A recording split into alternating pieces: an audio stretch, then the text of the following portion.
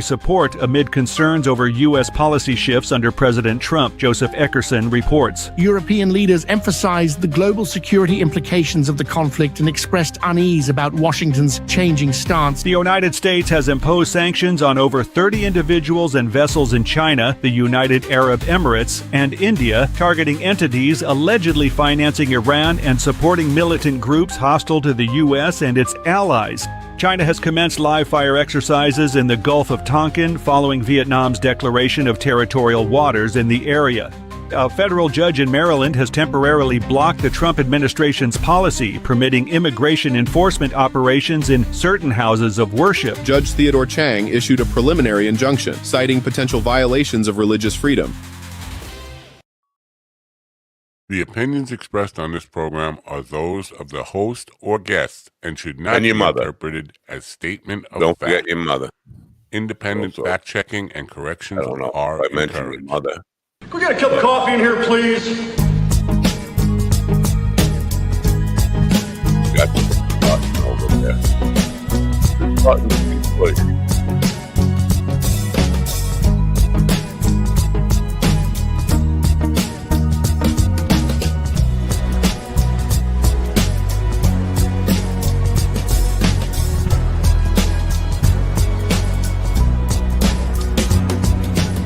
Damn good coffee and hot.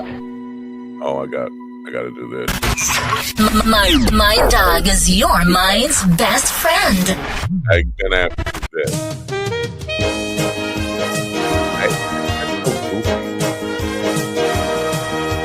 My dog is your mind's best friend. And I have to do this. Wake up, America. You've got a dog that needs walking. That's right, sunshine. Just put on a big pot of strong coffee and get ready to type your little hate mail with your opinions about kumbaya and flat earth insanity. Stand-up comedy? You want stand-up comedy? Well, we've got sit-down comedy. It's time for Coffee with a Dog. You make me laugh.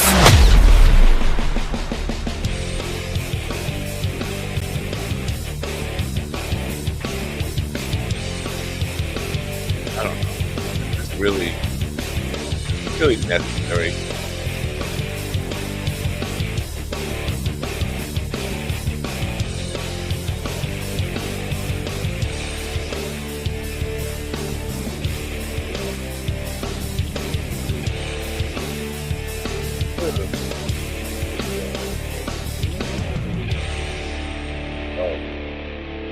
Good morning, folks.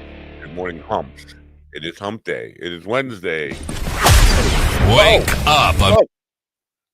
Who does that? The button is pushed and Jesus. Well, more technical difficulties. Anyway, it is Wednesday, hump day, February 26th, 2025. Listen, I'm not a person who believes in prayer or that prayer can actually work. It's like you think the God who allowed the Holocaust to happen is going to help you find your keys? Seriously? Anyway, Stephen, our good friend Stephen, the sitcom Ortiz, could use some prayers if you got them, if they work. If you think they work, it couldn't hurt. That's all I'm saying. I don't believe they'll help, but he's in a kind of a bad way. When we feel for Stephen, I do. As hard as it might be for people to believe, I actually care about my friends. And Stephen's hurting right now. He's going through some heartache and some really tough times. And so he might not be here, probably won't be here with us today, which is sad because I know he loves Jackie, and Jackie is our featured guest. Jackie should be coming on at like 9:15. And then we'll just listen to him talk for 2 hours while I go get some more probiotic coffee and probiotic out.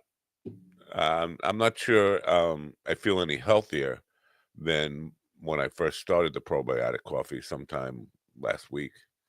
But it couldn't hurt. Again, the theme of the show is today, well, it couldn't hurt. If it couldn't hurt. You know what can hurt? It's time. It's really time for a mass protest. If you're sick of this shit, and when the the shit I'm talking about is MAGA. That's the shit I'm talking about, MAGA. If you're sick of it, it's time to get out of the chair, this chair, and your chair, and take to the streets. Make them shoot us down. Make them kill me. I'll stand in front of the line. I'll be the first one shot. I really will. Yesterday, the House of Representatives, you know those people, Republicans passed a tax cut for the billionaires and mega millionaires that will increase your taxes and take Medicare and Medicaid, or severe cuts to Medicare and Medicaid and food stamps. So here's the deal. Billionaires need more money, while people who are starving or disabled or elderly or need health care, they get cut. It is feed the rich and fuck everybody else, according to MAGA. And it's time. Somebody has to take the lead and say, let's go out and make it so uncomfortable for them that they kind of hear the voices, fear the fear, and bring out the military to shoot me down. That's what it's going to take. Some of us have to die. I'm willing to be one of the first to die for the cause. I am. I'll stand in front of the line and let them shoot me first. But this bullshit must end. We are going down the. Do you want to live in a country where, apparently, like 50% of you idiots do want to live in a country where it's just rich oligarchs are running everything, and it's all about greed. It's the robber barons are the only ones allowed to survive, and everybody else is going to be shit out of luck. So if you're tired of it, and I'm hearing more and more of these Trumpers, I just thought he was going to be mean to everybody else. I didn't know he was going to be mean to me. Well, fuck you then. You're the problem. You should have voted for the black lady, but you couldn't. You couldn't do that because she's a black lady. That's why. So fuck you. But fuck you, fuck me, fuck all of us. Obviously, it's time to take to the streets. I don't know what else to say about that. Jackie will be with us in a couple of minutes, and Ron and GD will be here in 1 second after we tell people, listen, if the world's going to hell, and we're not going to take the streets because we're all too pussies to take to the streets, we might as well get blown out on ketamine, right? Mind Bloom is helping people achieve life-changing clinical and personal breakthroughs, alchemizing both the psychedelic medication, psychiatric care from psychiatric clinicians, coaches, we call psychedelic guides, and a lot of content and meditations and programs into this really transformational experience that, because it's delivered at home, costs a lot less and is a lot more convenient for people to receive.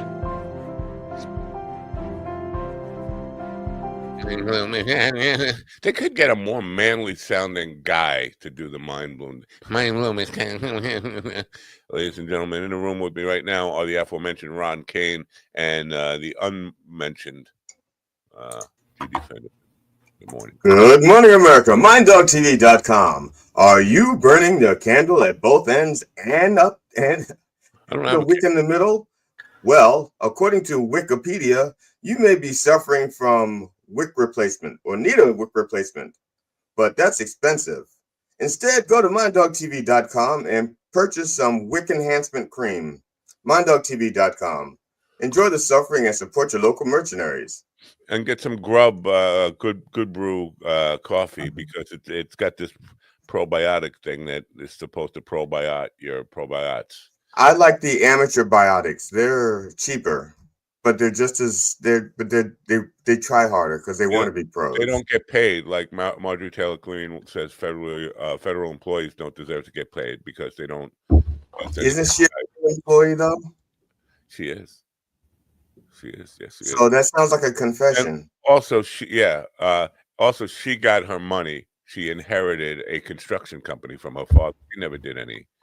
And she's a very stupid person to begin with. So, but we got to take to the streets. Yeah, the answer is take to the streets. But before I even talk about that, how do you Wikipedia, you wikied burning a candle at both ends and in the middle? It was that you went to Wikipedia and put in what is burning the candle at both ends and in the middle? Is that what you did to get that? No, just I pulled a Ron. I just pulled it out of my head and just you made it up. Stream of consciousness as I wrote it out. Okay. I can't afford a candle. That's the problem. Nobody can afford candles. Who can afford candles? Well, this is back in the day of economics, we used to talk about guns and butter. You know, it's like you had a choice. You could buy guns or buy butter. And today it's like you can buy eggs or buy wicks. I can't buy either. Well, you know, candles are a cheap alternative to food. You can melt them down and eat them, just like those wax lips you used to. Oh man, weren't they the best? The wax lips. It's like eating crayons, right? That's not good for you. I think that's not good for you. Well, you're not supposed to swallow them, though, right? It's like a blowjob. You're not supposed to swallow, right? You're supposed to chew it up until the flavor's gone. Wait. You're not supposed to swallow a blowjob? No, you're just supposed to chew it up until the flavor's gone. Sorry. Yeah, exactly. That's not sound like you're coughing up a cum ball. Somebody would have said something in advance about that. But all right. So what happens then? You die of blowjobitis? What happens if you swallow? You wind up choking on a cum ball. A cum ball.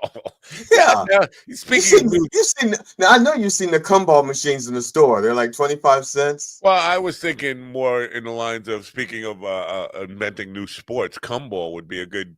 That's what I call schlong division.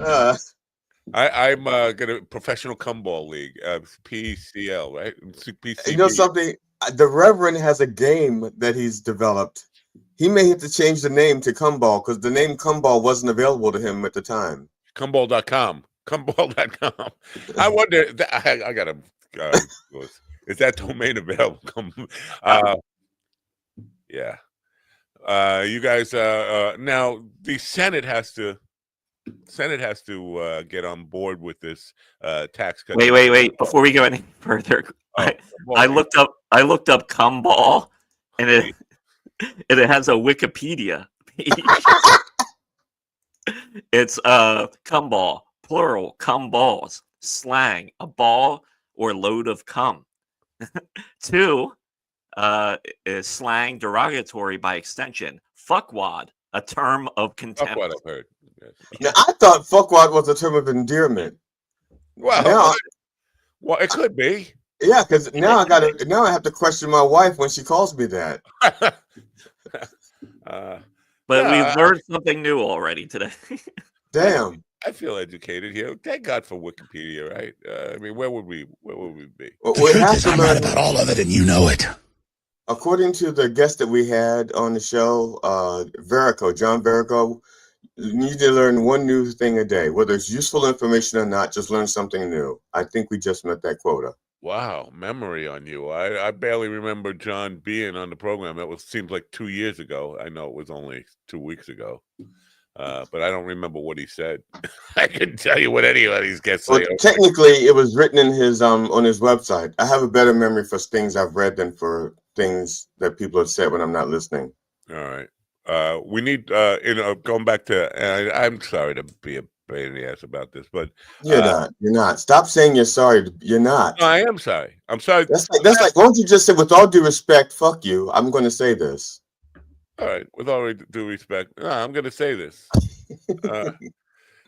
We need 4 senators to go do the McCain thing, and there's not going to be 4. So basically, they're just going to take all the money from old, sick, hungry people, disabled people, and give it to Elon. I don't think you need 4 senators. I think you just need 2, right? Because they only have, how many senators do they have? They're 51, right? I could be confused about this. I think they have 51 senators or 52. I thought it was. Isn't that more than that? I don't know. I thought it was 52 senators, but then if we got a tie, then it goes to Vance, right? Right. So they would need. I think they need to lose 3 senators, right? Or maybe it is 4. I don't know. I can't remember how many senators they have now. Yeah, so it's each of the 50 states is represented by 2 senators. right. Yes. So how many are Republican right now? I if it's 52 to 48, that means that's a difference of 4 to make a tie, right? Right. So that's why. Yeah, I think we need 3 to. So Yeah, it takes it down to 49. Very narrow currently. It's very narrow. I think they only have it like by one or 2 votes. Should have fucking took math. Now, my understanding right now is that the Republican senators are not inclined to vote for it anyway. Although they are trying to go through some, what's it called? Well, they passed the initial CR. Yeah, but that's separate from this thing with the Medicaid. Yeah, the $4 billion tax cut that all goes to the rich, and people like me who make nothing, or people like me are gonna have to pay more in taxes. So the bill that what was it? House Congress Resolution 14, I think it was, whatever it was from last night. It was like $880 billion Medicare cut. And 230 million on top of that to SNAP, right? The cuts for SNAP, which I don't know. SNAP is the food stamps thing, right? Yeah, but yeah. For and it doesn't affect the deficit. Actually, the deficit still increases, right? Right. But also, now this is what my understanding, because I know what Social Security and Medicare are different from the actual budget. You know, they're set aside. That money is not part of the actual budget because we pay for that. That's insurance. How did Bill Clinton balance the budget? I know people confuse balancing the budget with eliminating debt. Obviously, he didn't eliminate the debt, but right. How did he? I know he eliminated some jobs, but he eliminated jobs he went through Congress and had a bipartisan Congress vote on the job elimination. But what else did he do to eliminate the budget deficit in 8 years? You know, he didn't cut Social Security. He didn't cut any of these. Well, there was the Work for Welfare program. Workfare. Yeah. Workfare. He discounted dry cleaning bills for women with dresses with ball stains. Wow. What's that? That's the joke man. He's gotten here almost on time. Well, that's fine. We might as well just get to him now, right? You're ready because we need some jokes on this program. Don't we need some jokes? Oh, thanks a lot. I wasn't doing a good enough job. Wait, oh did my you God. tell a joke this morning? I would have if I known you wanted one. If I knew any. This is a comedy show. I thought this was a news program. Whoops, I got this. Well, before Jackie comes in, let me just introduce everybody to Oprah Earnfree. And a lot of that comes. A lot of that's come. Let me just tell you, I did a reel on Roberta Flack yesterday, and my reels generally, when I launch them, get like 1,000 hits immediately. In 24 hours, she got like a 17. Nobody has any respect for Roberta Flack and her contribution to popular music, and it's a shame because she had some really great music. So yeah. Matter of fact, my understanding is that Jackie probably slept with her. And we still have to hear about fucking Elvis. Yeah. Oh, Elvis, I forgot about him. One fact that you probably don't know about Roberta Flack. By the way, I wanted to send this yesterday. Rick Beato, who does the music channel thing, and he's got a title of a video. You probably don't know this about me, but that's the title of his video. I was like, what is he watching, the Willie Show? What the fuck is going on here? One thing you probably don't know about Roberta Flack, though, she was John Lennon's next door neighbor in the Dakota, the apartment next door. And Sean Lennon grew up calling her Auntie Flack, Auntie Roberta, Auntie Flack, the Auntie Flack. Jackie the Joke Man Martling is performing at the Suffolk this Saturday night. I believe the show is 8 p.m. It might be 7 p.m. I don't know. The times are a little weird over there, but it's going to be a great show, and he's here now to make us laugh. Hi, Jackie. Good morning. What? Oh, you're not going to make us laugh? I don't know. I don't know. I'll tell you one thing. Whenever I think of Roberta Flack, the funniest thing that ever happened, and I don't know why, it just destroyed me. Were you guys familiar at all with the TV show MASH? Oh, yeah.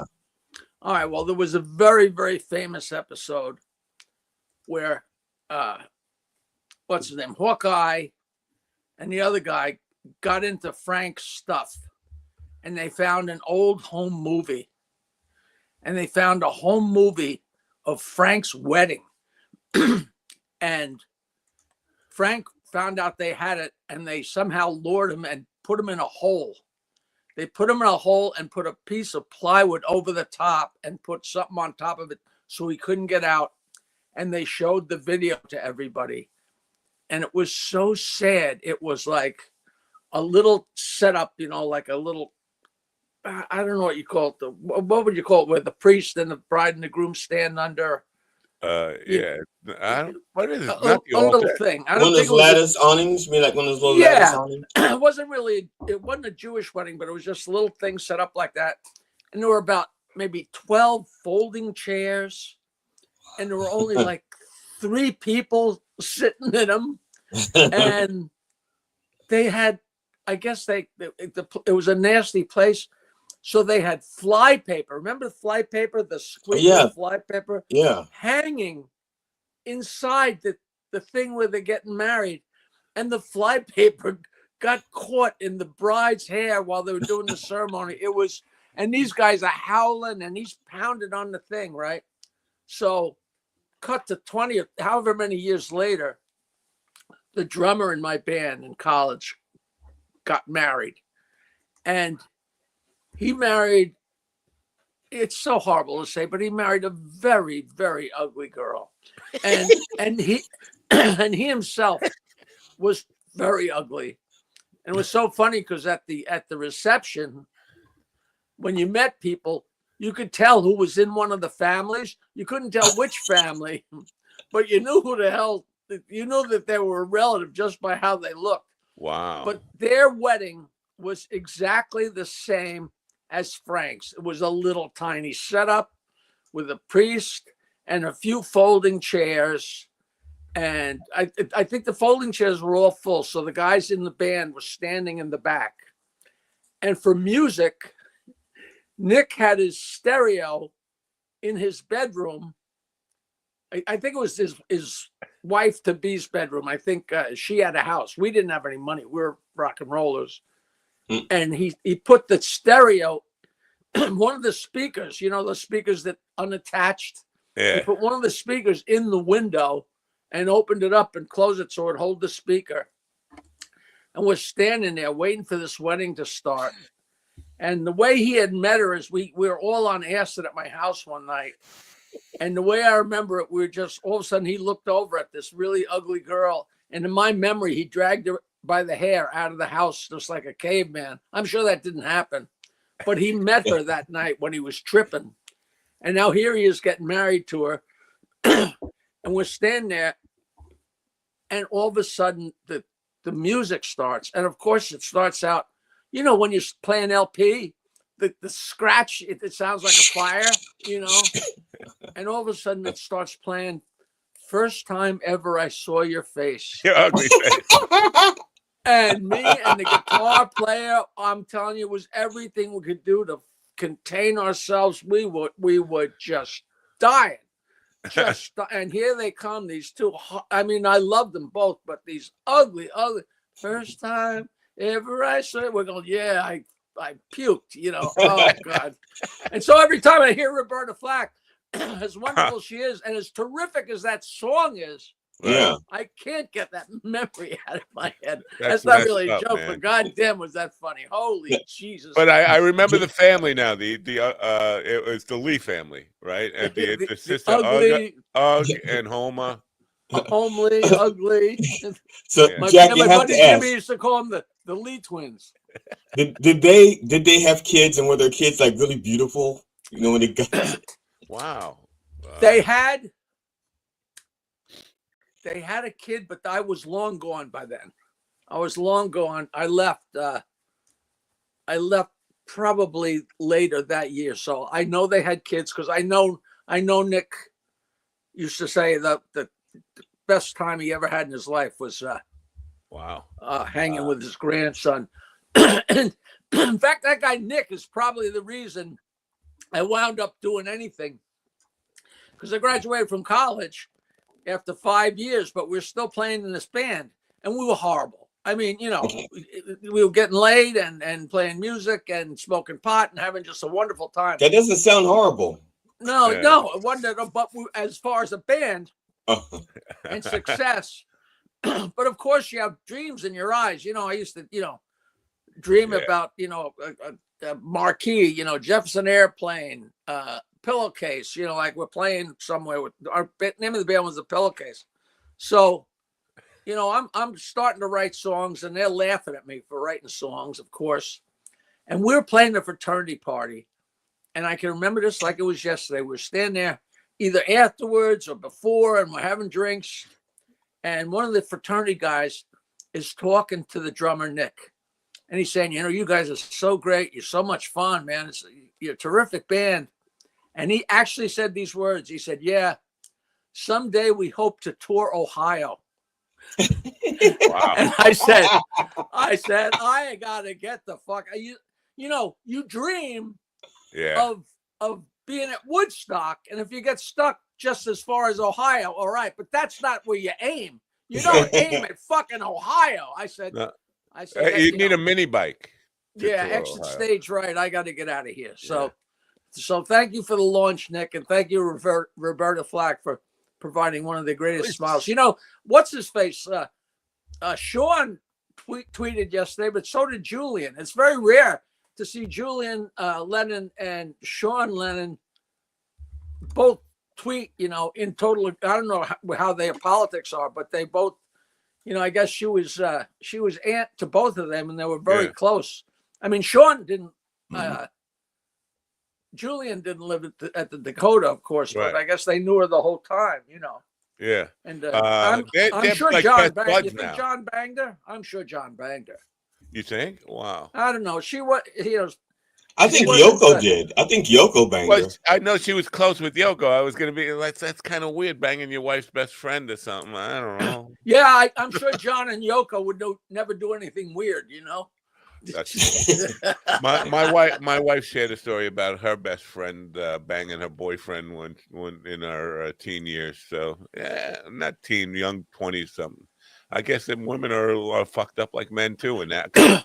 Yeah, men do that, but you don't expect a woman to bang her best friend's husband or boyfriend or whatever. I expect the women to try, but I expect the men to have the fortitude and the morals to say no. That's what I was talking about when I said jokes. Thank you very much. Yeah, that is a joke. I don't know, but I've been caught. It's horrible. But it's unfortunately they make for great stories. Speaking of music dreams, I forgot to share this with you. Good Pods sent me a thing. The most shared podcast I've ever done in 6 years of doing this morning show is Nancy Sirianni when she was a guest on the program. It's the most shared. It's been shared over 300,000 times. And that was only like 3 years ago or two and a half years ago. So obviously she made an impression, and whatever, that must have been a good interview. You got to give me, I don't know if you're breaking balls, but if you're serious, is that on YouTube? It's on YouTube, it's on Spotify, but where the share thing came from was Good Pods, but I'll send you the info on it. No, but send me the URL so she can look at it and pass it out or whatever. All right. Yeah. Now, what is Good Pod? I never heard of such a thing. It's just like a place where people go and they rate podcasts and all that. We show up in weird categories sometimes, but we're in the top 101 category, top 3 in another category. Great. Did we get like a science one? Didn't we get one for like science physics? Yeah. Like what the wow. Yeah, I know. I mean, I probably talked about physics maybe 3 times in 6 years, and all of a sudden but again, how many physics podcasts are there? So that sounds like the beginning of it. Now, Do you know Albert Einstein's favorite joke? Did I go through that with you? No. Really? There was I did a show a million years ago somewhere at something at the brokerage, some kind of benefit, and a guy came up to me and said, "Jackie, I got to tell you this story." He said, "My grandfather, my grandfather's music teacher when he was a kid, my grandfather's music teacher was very good friend. He was a famous, what's a rabbi, a cantor. He was a world famous cantor. This guy was telling me the story. Either his grandfather or his grandfather's friend was a world famous cantor at the turn of the century. And so the hoi polloi, the glitter eye of New York City, whoever they were, Enrico Caruso and Babe Ruth and whoever, the small circle of fans there. And one of his best friends was Albert Einstein. And he said, because the guy sought me out to tell me this story. He said, Albert Einstein loved filthy jokes, which at the time sounded weird. But since then, if you've ever seen that show, that biography show, like Albert Einstein married his cousin. Right. He banged his neighbor. He was a whore. He was a whore, definitely. But who knew that? Who knew that? And he said Albert Einstein loved dirty jokes. And Albert Einstein's favorite joke was, "My dick is not that big, but I love every foot of it." How great is that? I'm going to have to use that. I never heard that one before. And That's smart people. I got to be friends with Jeffrey Epstein on the premise of he loved dirty jokes. And wow. I went over to have dinner at his house. I met him the first time with a bunch of comics at his house. He said, "Why don't you come back for dinner again?" And I went back and we talked about jokes. And he told me, how at the time I didn't know. All I knew was from Bobby Slayton, the comic Bobby Slayton, was that he had got in trouble in Florida because he was with underage girls. And that didn't even strike me crazy, because after you go down to work in Florida, we'd work at the Florida comic strip, and these girls would come in and they'd look 25 years old. It's and a trap, I tell you. Right. And they're beautiful and spectacular. And I don't say, "Hey, I'd like to finger you, but first, could I see your draft card?" That's not how I play. And so we're there, we're talking, and Jeffrey said to me, he said, "Tomorrow night, I'm going to see Noam Chomsky, who is a a lecturer and just one of the brilliant minds of what I don't know if he's still alive. He might even still be alive. But one of the brilliant guys of all time. And he said he's doing a lecture tomorrow night at Harvard. And I'm going to sit there and watch him, because I give millions of dollars to Harvard and I give millions of dollars to Noam Chomsky so he can pursue what he's doing. And I'm going to go watch his lecture. And after his lecture, we're going to sit in the dressing room and we're going to tell dick jokes for an hour." That's what he physically told me. And I got, because smart people, mathematicians, musicians who are kind of the same, they're for the same type of head, love jokes because they're little tiny problems that have a beginning and an end. And it's just one of those things. I never met a musician, hardly, that doesn't love a dirty joke. And the smarter people say, "Oh, those jokes are so stupid." The smarter people are, the more they like jokes. Yeah. Yeah, I hate clean jokes. I mean, it has to be a really good clean joke for me to. No, but a joke is a joke. If something is funny, funny is funny. Funny is funny.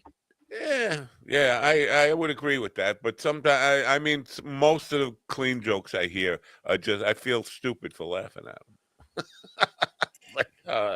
Like that's something I would tell my mother or father. Like, no, that's not cool. Knock, knock. Yeah. Knock, knock. Who's there? Who there? Control freak. Control freak. Now you say control freak who? Who? I know control freak who? No, that's the joke.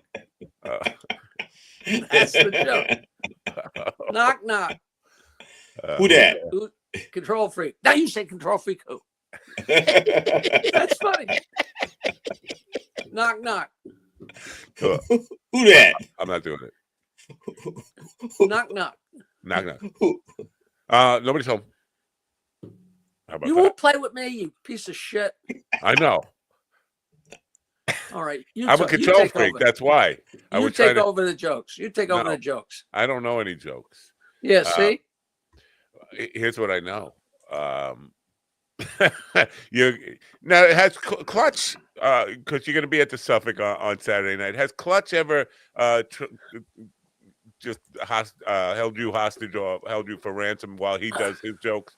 Because because we held each other in. Yeah. You know what? I spoke to him the other day. He called me up and asked me, he said, same old shit, just a mic stand and a mic, and you want the volume turned on? And I said, yeah, that's it. Yeah. He doesn't stop with the jokes. So he is like on a gig. He can't wait till we take a break so he could just chew your ear off with jokes. Some of the band members get tired. I never get tired of it. I appreciate his jokes, but he's got his. Well, he gets frustrated with me because I know them all. Yeah. I say, look, son, I'll give you a benefit of the doubt and laugh at a few of them, but then, I'm not. I can't do that. I can't pretend I haven't heard a joke, because if somebody tells me a joke and I just laugh politely, they spend the rest of their lives saying, I told him a joke you didn't know. I told him a joke you didn't know, And sometimes people get me, and if they get me, it's fair game, Right. My favorite knock knock joke that I learned when I was a kid was, now it's like a two, because knock knock, it says, who's there? And the guy goes, who? Who goes, boo hoo. No, I'm sorry, who's there? He says, boo. Jesus. Boo hoo. Yes, he said, boo, boo hoo. And he goes, oh, why are you crying? And so the guy goes, I love that joke. I'm going to tell that joke. So he goes to his black friend and he says, knock, knock. And his friend goes, who there? He goes, boo. He goes, who be boo? I love those horrible questions. That's so fun. There was a girl who was a girl who worked at K-Rock, who actually is a comedian now, Ruthie. She told me a joke when I was working at K-Rock. She said, what's the difference between a white owl and a black owl? White owl say who? Wow. No. What's? I'm sorry. My memory. What's the difference between a white cow and a black cow? A white cow goes moo, and a black cow goes moo out the way. Which is hysterical. That's funny. Oh, wow. So come on, there's lots of funny, clean jokes. It is. The receptionist says, Doc, the guy you just examined dropped dead on the way out the door. And the doctor says, well, turn him around so it looks like he died on the way in. That's funny, man. It's a little sick. It's a little sick. Before, when you were telling the story about the ugly wife, I was thinking of Flip Wilson's Ugly Baby. You know that Flip Wilson's Ugly Baby bit? I've been telling that joke since like second grade, but it's got to be the same thing. The ladies on the subway with the baby. Yeah. Oh, God. I used to try and tell that joke, and I literally could not get through it. Because God, lady, that is the ugliest baby. He put so much. He kind of worked the joke out. Like that joke would be a 15-minute bit on a Flip Wilson, and it was just like not that. He just turned every joke into that. But in second grade, I was like hooked on Flip Wilson albums and trying to tell that joke to other second graders or any of his stuff. Like it went over their head. Most kids didn't. And who had the time to do an entire Flip Wilson bit like verbatim? Good luck with the attention span of your friends getting to listen to that. When I was in second grade, I was a huge Groucho Marx fan. And one of my favorite jokes that he told on one of his movies was he was sitting at a table with a bunch of women, and Groucho says, "I could marry you, and I'd marry you, and I'd marry you, and I'd marry you." And one woman goes, "That would be bigger me." He goes, "Bigger you? That would be bigger me." And so I tried to tell that joke to a bunch of second graders, and they did like nothing. Well, of course not.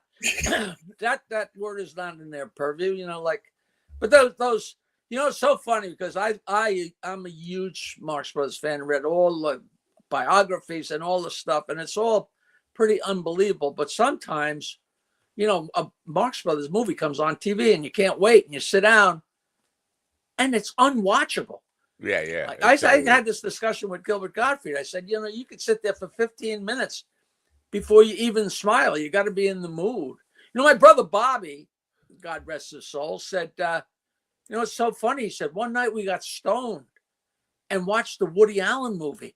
And all you could think of is this poor little sad Jewish man. He said that's all good. It was nothing funny. It just this poor sad man. You know, it's all the angle you come in at, you know. Yeah, it's I agree because I used to go to the movie theaters to watch Marx Brothers movies. My teenage years, the West Islip the cinema there, they had every Friday night they had Marx Brothers movies. Now, if it ever comes on TV, it's like I get bored with it pretty quick. It's like, how did I ever love this stuff so much? But on the big screen, it's a whole thing because they're there, you know. Yeah.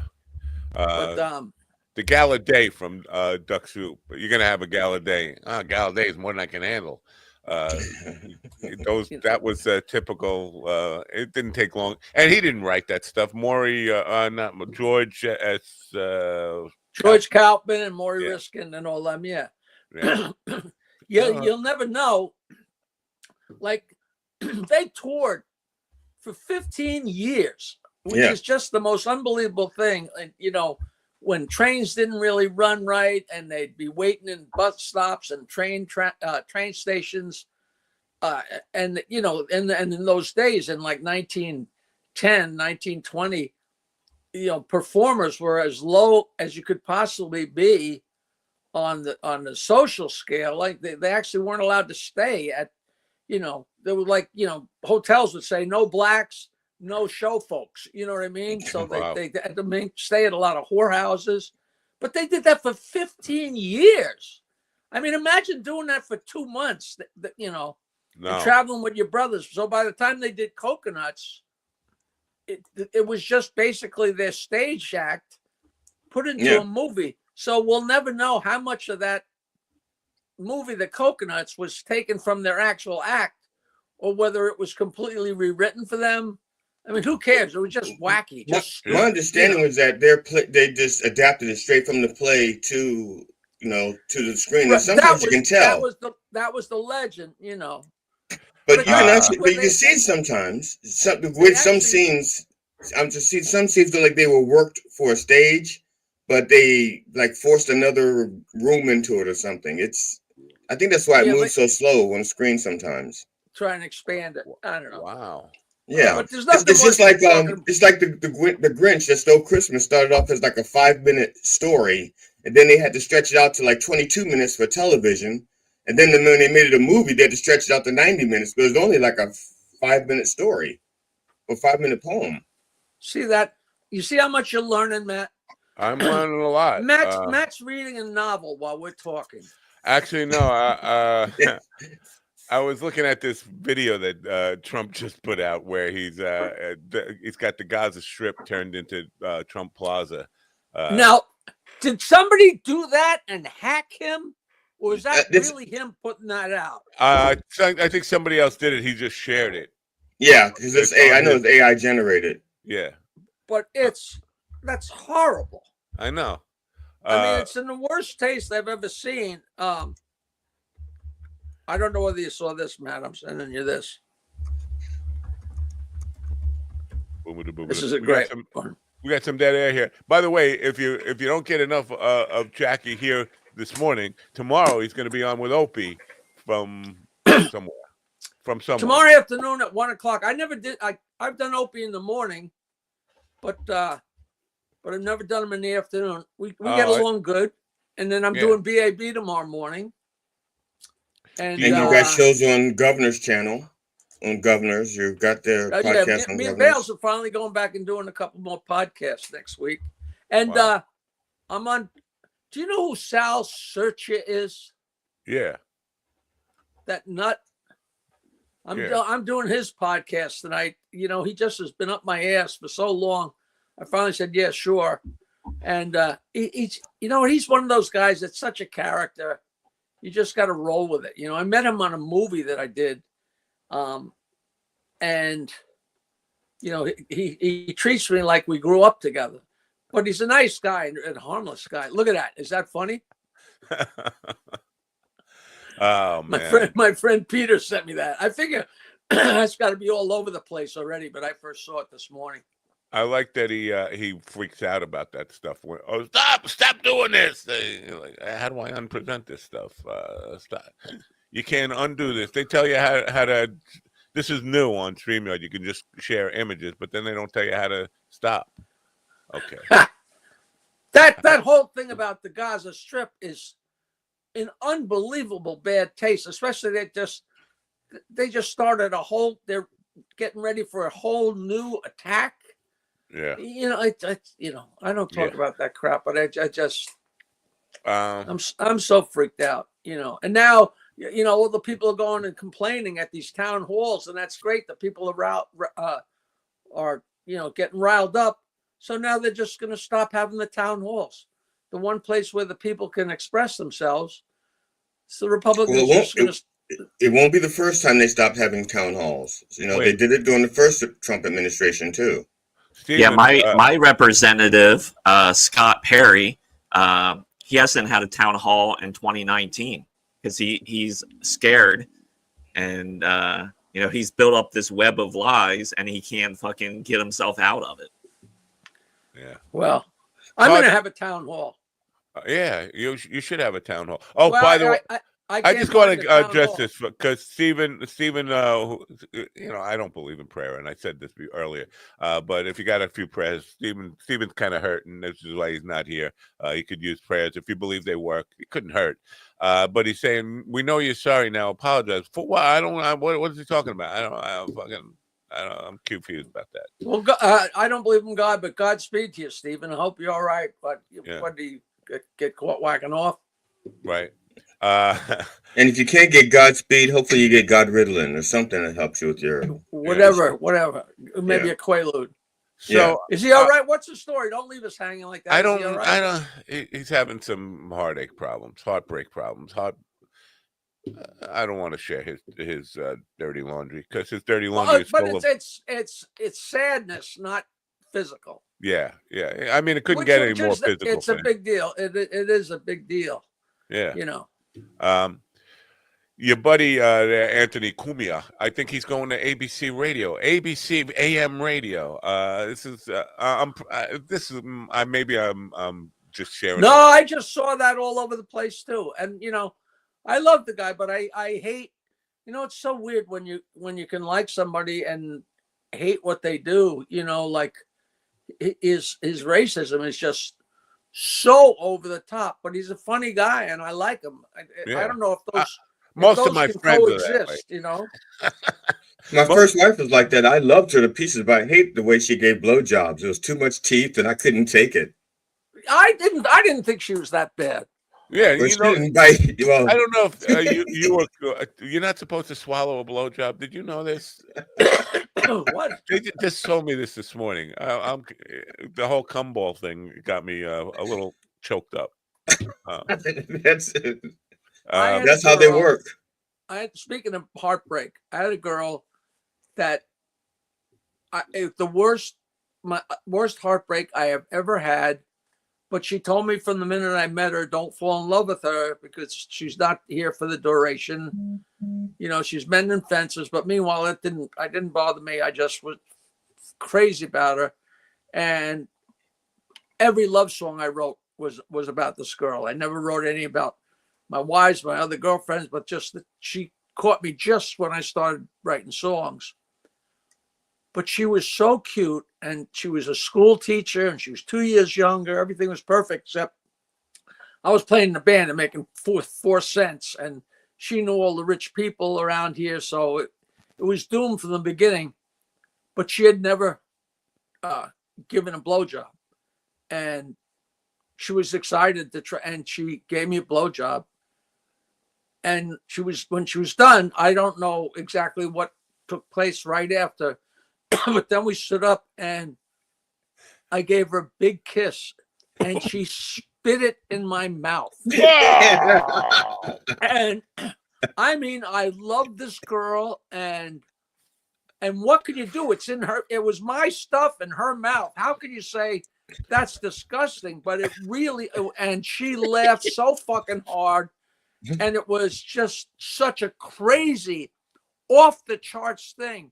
But the worst part about it is she fucking got me a second time. She did it again. However long later, she did it again and kissed me again and spit it in my mouth. I couldn't believe, I was so head over heels, every time she went to touch me or kiss me or fuck me, I was out of my mind. Oh, I would not have let her live after the first one. She would have been dead at the first one. No, it was funny. Here's the deal, Steven. You got to move your little plate scroller up. I think you're in the past. You're watching the show in the past and commenting on stuff that happened 15 minutes ago. Sending your parents a letter. Tell them you're a whore. When I was in my 20s, I was engaged to a model, and she did the same thing to me. With her cum in the mouth and spit my own cum into my mouth. I mean, I could have told you the story without saying I was engaged to a model, but I think that was very important to me. Yeah, something. All bets are off. If a girl is pretty enough, Yeah, that's it. I still regret letting the girl from Hooters shit on my chest. I should have never done that. That's just. What can you do? Now, Jackie, do you have a hairy chest? Or did you have a hairy chest back then? I'm just curious. Did it No, very. I'm blonde, very, very slight. Very slight. I'm a twink. I'm basically a twink. I got like nothing. Really? I was with this one woman, and I mean, to this day, I think I have like one hair on my chest. It's about this long, and it curls up, but that's it. And when I was in my 20s, I was dating this very rich girl, and she was slumming it with me. Wow. And she had her finger on my chest, and she just kept playing with the one hair I had on my chest, the one hair. And she says, "I like your chest, the one hair." And it's just like the fact that she was saying it, she just kept saying the one hair on your chest, just ruined the whole mood for me. Just like boom, just knocks you down. I always had mixed feelings when you're with a girl that had, I don't know about you, I'm old. So my girlfriend regularly takes tweezers and pulls the big, ugly, long black hairs out of my ears. I got like, curb feelers sticking out of my ears here and there. And I don't know why. I was just saying to her today, I wonder if that's in your DNA. I wonder if it's because we're descended from apes. Or what would cause these black hairs to appear out of nowhere? But when you'd be with a girl and take her top off, and they'd have, sporadic black hairs just coming out of their nipples.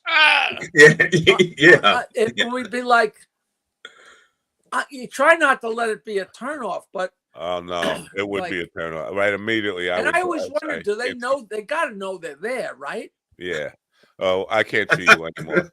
We're done. I'm not talking about a big furry. I'm talking about a load here, like ones. Here and there. It doesn't matter. Yeah, even the hint of a little bristle, you're done. You're out of my life. I can't. I was with a woman who had beautiful breasts, but she had the one hair, and so I took the hair in my mouth and I bit it and pulled it. Oh, and that hurt her. I'm sure it hurt. Yeah, but it bothered me. That hair just kept bothering me. Did you? Have you ever had an ingrown hair?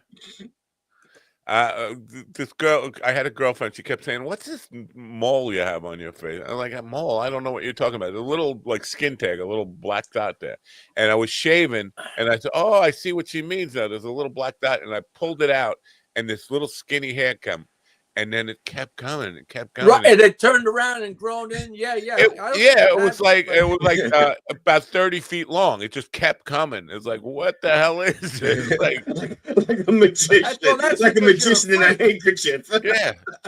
You're a freak, man. Welcome to the hair show. This is Hair in the Morning with the hairless dog. Wow. Yeah. Hey, so I'm also working for Vinnie Brand a week from Friday.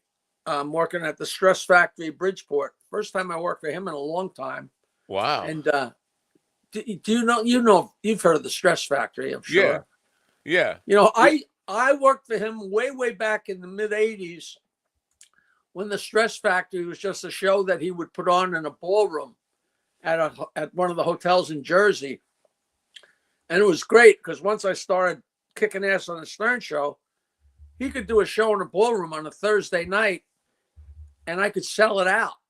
You know, so we made so much money. And he's paying me in cash, and you know, and then he started a club, then started another club, then he stopped using me.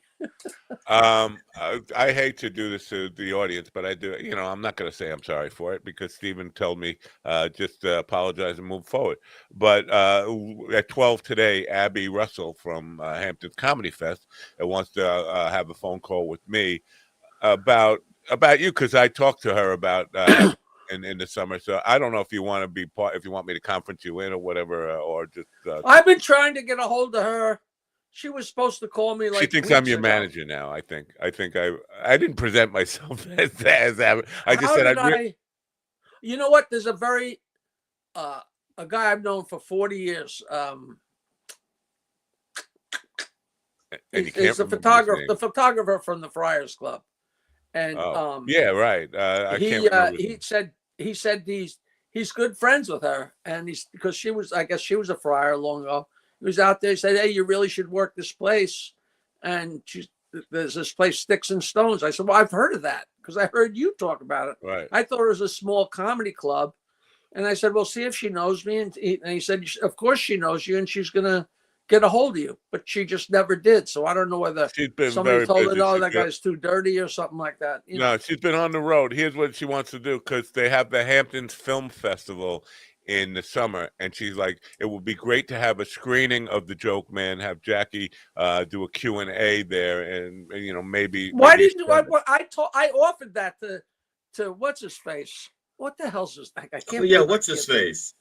I said, tell her I got a great documentary. If my act is too dirty for her place, people will love the documentary. We'll have a Q&A and we'll have a great time. He said, "Oh, that sounds so good," you know. Who's that? Bolton? Not Bolton. No, this is Abby from Sticks and Stones. Oh yeah. I guess it's not a club. It's like a little local, like a town hall or something like that. Or yeah, it's the Southampton Cultural Center, which has a library in it, a theater, a whole bunch of stuff like that. And it doesn't feel like a comedy club. It feels like you're going to a theater when you see shows. Yeah, but if people are sitting there and you're telling jokes, it's a theater, you know? Right, yeah. But so she's going to call me at noon today as she's off the road finally, and she wants to talk to me. And it's like... Now, what do you mean on the road? Is she a comic? She's a film producer, and she's done... I forget the name of the film, the comedy documentary she did, but everybody you've ever heard of is in this, and I think you might even be in it. Is it a Friars documentary, like when the laughter's off? I gotta find out. I should have this, but you know what? The dementia's kicking in. I don't remember shit. But she also wants to talk to me about, because I brought up having you out there. I really want to have you out there. I brought up a bunch of comedians that I'd like to see her bring out there, and she was like, "Yeah, I would love to do that." And she wants to know, and this is she wants to start her own comedy channel on YouTube, and she doesn't understand. And maybe you understand how the business practice works better than most people would, because I know Gotham has taped your stuff, but they put it on their channel, right? What she wants to know how it works. How does it work with the comedians? Do you have to go through like? You know, I don't know. I know that when I signed up for TikTok, I didn't know anything about it. I did it through my record company, but the jokes and recently, like last week, I put up a whole bunch more jokes on TikTok and put the Suffolk Theater date on the TikToks, but I didn't go on TikTok and use their little recorder. And I think you have to do that to register with them. What I did was I just recorded jokes on my iPad or with my friend Ed Huther, and then I just post them onto TikTok. So I don't get any kind of, I mean, I got thousands and thousands and thousands of views. One of my jokes has 1.1 million views, but I've never got a thing out of it, you know, and I don't know how to do it. I don't know how to do money from YouTube. You know, I got so much video. I really should be I should be. Well, I'll work with you on that. I can get you monetized and set up on YouTube, and that's what she wants me to do. Now, here's what sets Abby apart, and this is why I love her. The first thing she said to me is, I want to make sure that the comedians are treated right and get their fair share, and they understand. I want to be fully transparent about what money comes in, and I want to make sure that they get their fair share. That is so unusual in show business for a venue owner to start from that place. Before I do anything, I want to make sure I know how to handle this and be fair to the talent. It's like, what planet did you come from? That's not that's better than sex. No, that's what I would love to talk to her. Now, is she lives in the Hamptons, or she travels around making movies? She lives in the Hamptons, one of the Hamptons. I don't want to say which one. It doesn't make a difference. But I wonder if she's seen my documentary. I hope it's not too off color for her. No, there's no such thing as, believe me, she's she's been around the block with comedy. How old is she? Is she a comic? I would say no, she's not a comic. Her background is film production. And she's been involved in a lot of SAG productions and stuff like this. That's what she does. But is she like 30, 40, 50, 60? How old? I hope she's not listening. I'm going to say 40. I'm going to say 40, maybe late 30s. I know she's got a young child. You can't be 50 and have a young child, right? What's her husband do? Yeah, buy them. Yeah. I don't know what her husband does. I never met him.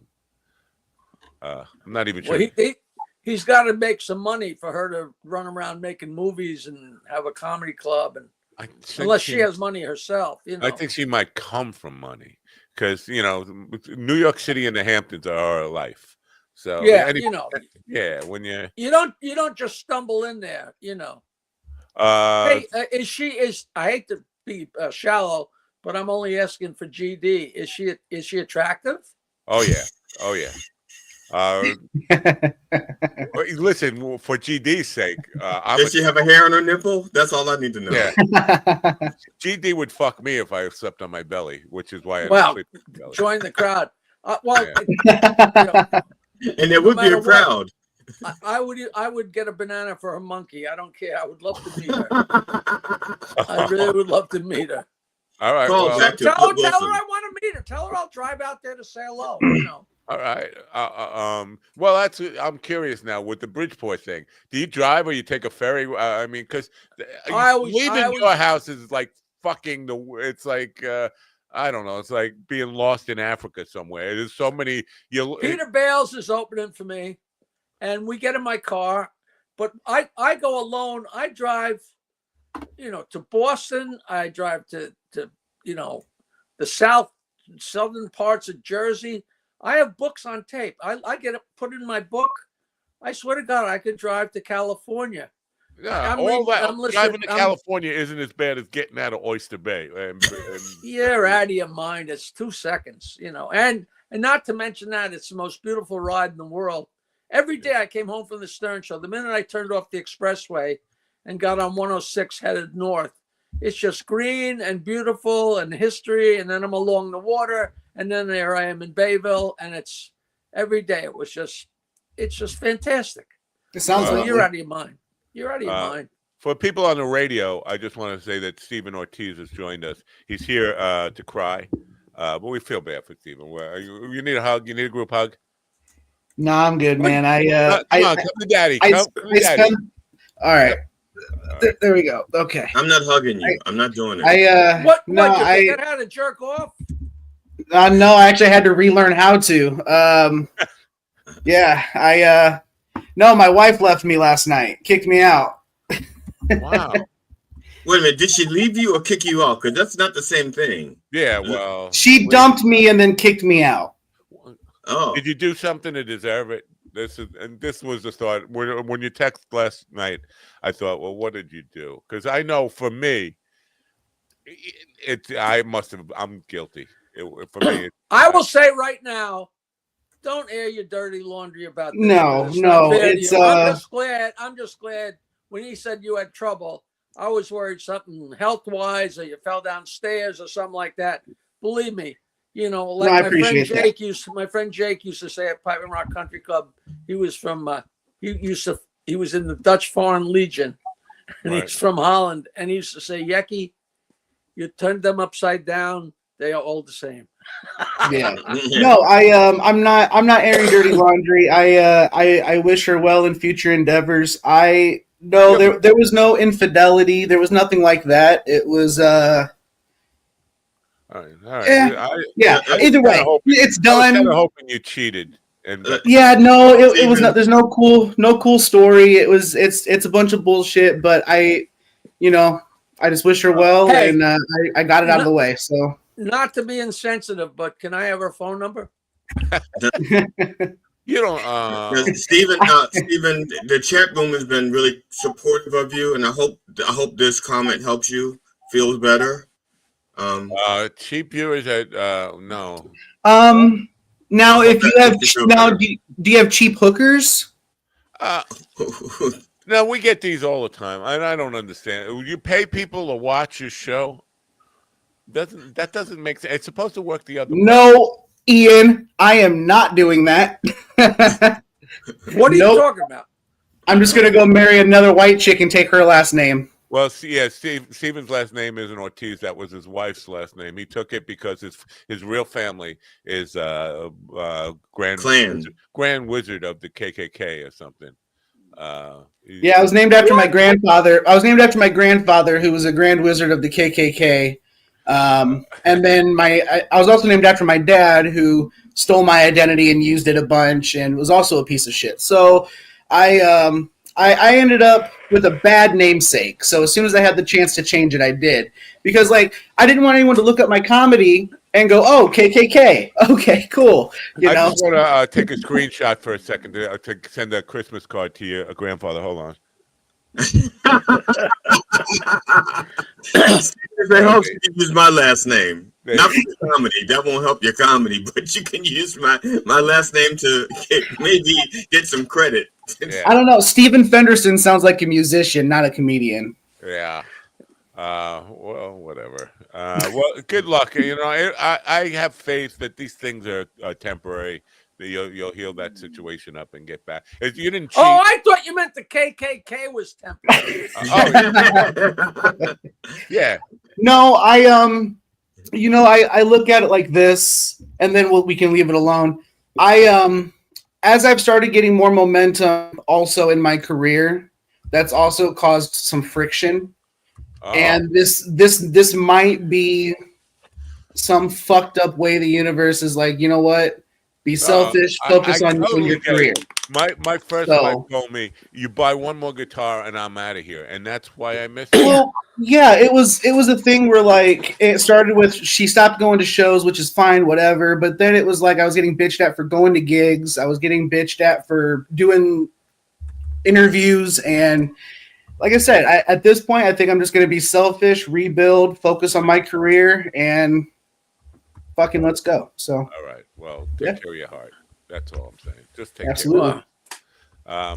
So I won't be able to go to this. I really wanted to go to Suffolk, considering that Jackie's opening for me. I was actually the headliner on Saturday night because I'm the big draw here on Long Island. But I actually I'll be down the block or down on the South Shore, directly underneath, doing a paint party in the Hamptons. I'm a little nervous about it. A painting party. What? Paint party. I'm a Bob Ross painting instructor in I'm working for a company called Paint the Town. They send me all over to do Bob Ross type paintings and teach where companies, families. What are you leading senior citizens type thing? Yeah, but they're not senior citizens. I think they're mostly women. It's gonna be a little weird, but so. And you like draw along with John Nagy type thing. Yeah. Do you know who he was? Yeah. So you draw a circle and a square, and say, Yeah. we're going to do a landscape. Here's a circle and a square, and they take a commercial break, and they come back from the commercial break, and there'd be the whole fucking landscape already done. Like, you asshole, you know. Yeah. Matt, I just had a question real quick, because you have like you're doing a new picture every time you do one of these parties and shows. Where are all of your paintings being stored, or are you reusing the canvases? I'm using canvases, and I'm basically I put them out to the garbage. I put out and this is funny when you see it, because I put out like 30 or 40 canvases at once, and then the people come and buy garbage pickup. Why are you not putting this shit on like Facebook Marketplace or something to sell? The ones I was really proud of, I have sold plenty of paintings in my life, but when I don't feel like it's my best work, I don't put a price tag on it. I just like. So you give it away, donate it, take it to one of those No, hospitals. I never knew any. You're a painter? Yeah. It's kind of weird. And see, Jackie, that's why Matt keeps wanting to die. He wants his artwork to be discovered, and it's not going to happen while he's alive. That's how you make money. That's how you make money with your artwork. Kill yourself. Yeah.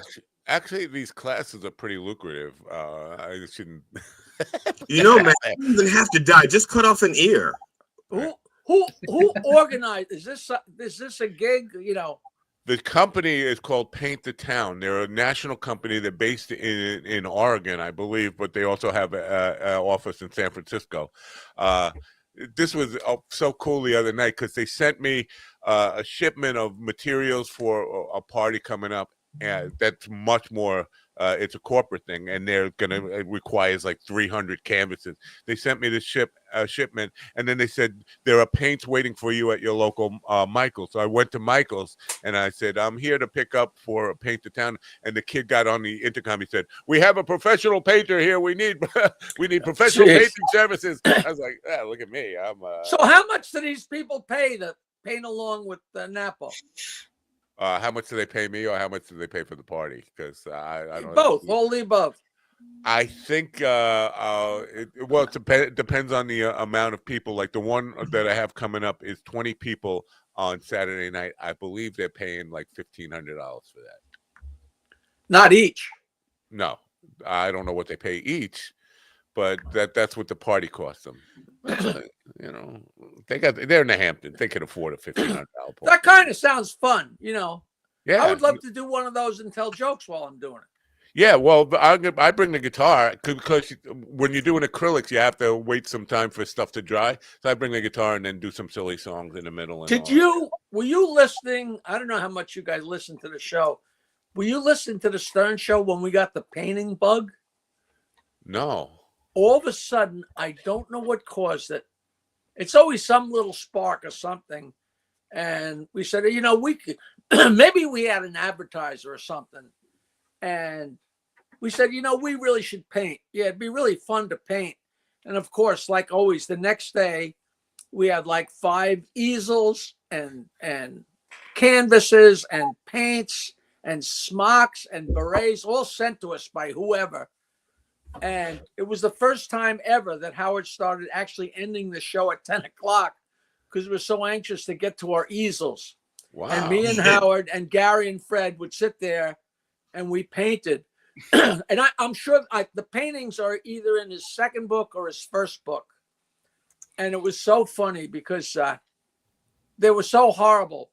But I drew the entire canvas as a big round Gary head with huge choppers, and it's just very, very funny. Fred drew the evolution of Gary, and he drew man walking out of the sea like 5. It's just fucking priceless. And whatever Gary drew was there was another time we brought in a model, and we had to sketch her, and we all did a bad job. But Gary's had nothing to do with the woman we're looking at.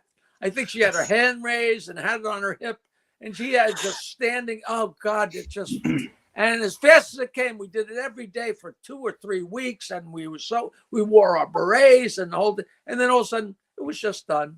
I have no idea what happened to any of that shit. It sounds like a middle school.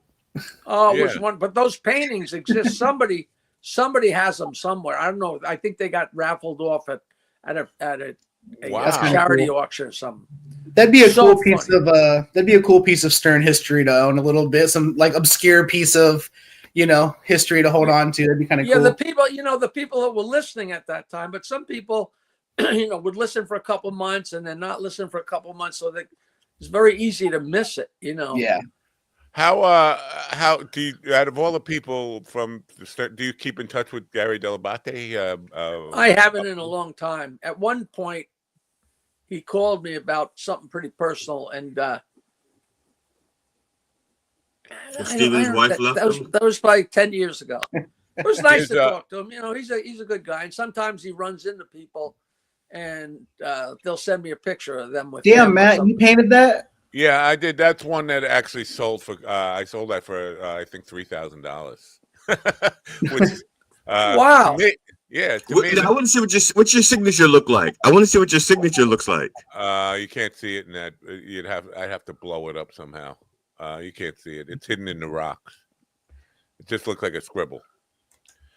Anyway, that's funny. I had no idea. You're like, who are you? Red Skelton? I'm Bald Ross. This is why I refer to him as Barbie doll. He's had every job ever done.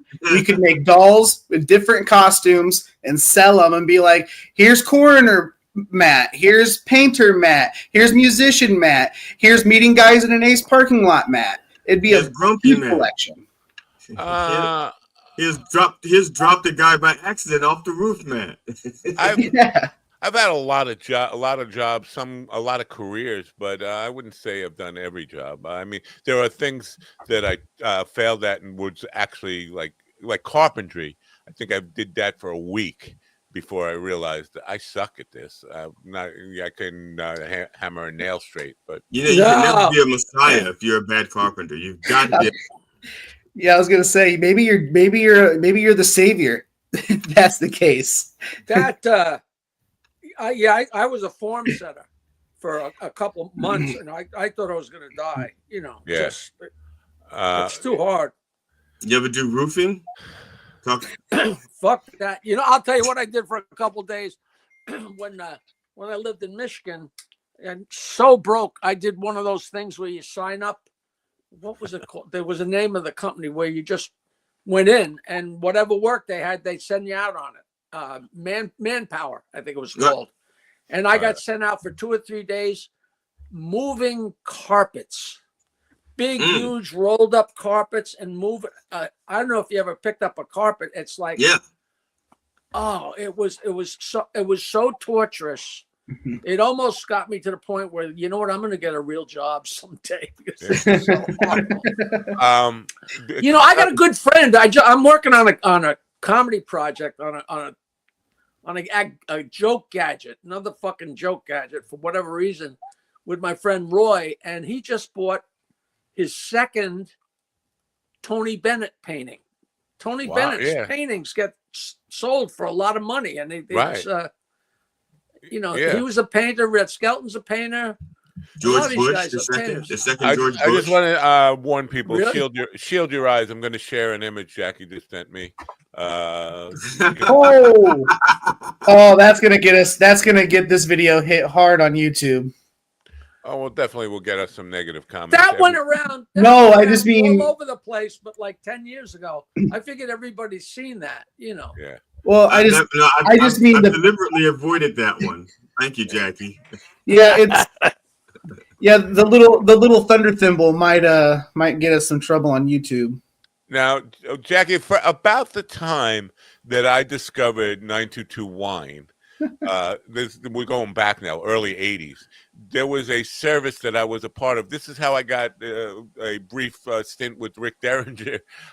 There was a service, I think it was called Gig Finders. It was I think they sent you like something like in the written form in snail mail of all gig listings anywhere across the country and the price that they would pay. They're looking for a bass player for Wednesday, March 13th or something. And you'd call and basically do an audition, an interview over the phone. And then you drive across, for me, I drive like from New York to wherever, Texas, for $100 gig or something like that. Were you? Does that ring a bell with you? Gig finders or something? I don't think I've ever heard of that. Yeah, that's crazy. Yeah, I know they had it for comedians too. They had it for musicians and comedians, but it was for desperate people who were willing to go anywhere for very small what are you talking? Early 80s, mid 80s, late 80s? Yeah, early 80s. I think I would say 82, 83 is, for some reason it feels like, because that's the time I left the original band that I was with and started looking for gigs on my own. That's right when the comedy boom was starting, and everybody, it's like now, like, you throw a frisbee, you hit 5 comedians. Yeah. I see there's not I never go to, like, I went to Governor's the other day, and I walked in and I said to Jimmy, I said, I can't believe it. There's a name on the marquee that I recognized. I don't know anybody, just nobody. It's not because they're not famous. I'm just so out of the loop. It's not funny. Well, you could be in the loop and still not know half these guys. There is so many anymore. There's a lot. I heard. I want to do let me do my other plugs. I'm doing Max's SK on Friday, March 14th, which is a restaurant in Staten Island. It's a pretty nice setup, and I had a great time the first time I did it. Vinny's Stress Factory, Bridgeport, on Friday night, March 7th. And I just rebooked the Princeton Hyatt Catch a Rising Star, which is a tiny room at the Princeton Hyatt, but it's a great, great room. And I just had so much fun there the other night. And I got my friend Rich Harkaway to open for me. So now there's one of those gigs, Matt. That's a long ride. That's like a couple hours, but I go a couple hours early. I sit around my room and fool around or whatever I got to do, and then do the show. And then I always drive home after the show. And it's like, you drive home after. I would wait till the next day, but that's just me. No, because I get done with the show, I'm all wound up. Yeah. I would just go to my room and lie there for a couple hours staring at the TV. I might as well get in my car. And by the time I get home, I'm tired and I go to sleep and I wake up in my own bed. That's the way to do it. I feel the same way. When I did Governor's, we had a 4-hour drive back, and my buddy was like, "We can get a hotel." I'm like, "Dude, I can't sleep right now. You kidding me?" No, fuck no. Oh, hey, here's a new one, Matt. I just got called. I shouldn't talk about it because he might not hire me, but they called me to do Paisan Con. Have you heard of that? Yes, I have. You seriously have? I have. It's like Italian actors and comedians, in Jersey. It's so funny that it's Paisan Con because they're all fucking crooks, and it's like Paisan Con, like. But and he said, "Listen, Jackie, I know you're not Italian, but you know all those guys, and those guys all love you. So I got so many stories about all of them. Wow, you get to be an honorary WAP. Big Pussy tried to book me starting in the early 80s when I first became a comedian, and he must have heard me on BAB or something, because he was, I think he was from Long Island, or he knew people, and he had a place in Riverdale, and he called me to hire me, and he didn't have enough money, and then he called back 2 years later and said, "All right, I can pay that now." And I was like, "No, my price is high." And every time he called me, I'm going to stay one step ahead of you on the price. I was always one step ahead of him. Wow. But then he wound up being in the first movie I was in was with Nancy, my wife, and then Vinny Pastore played he played a lawyer whose name was Mr. Bowles, literally Bowles, Mr. Bowles. Oh God. Wow. What a shitty role. Unbelievable. I get it. I have a friend who he's friends with Adam Sandler somehow. He played he was a kid when I had an original band in the very late 80s or late 70s, early '80s. This guy, he was a kid. He was like 13 years old, but he was such a phenomenal guitar player. We had him in the band, and then he left the band. He went to university. He graduated high school and went to the University of Miami. And all of a sudden, I know he's in the movie Wedding Planner, and he's the guitar player, a wedding singer.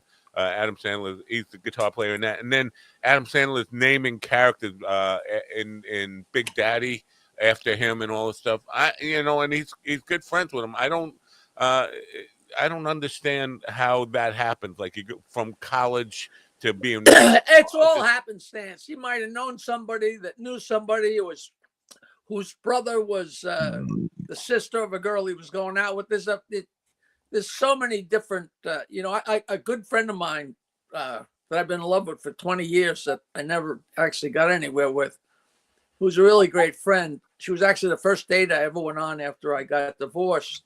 And she just recently worked on, what's the golf movie? Caddyshack? Caddyshack? Not Caddyshack. No, Adam Sandler's golf movie. Happy Gilmore.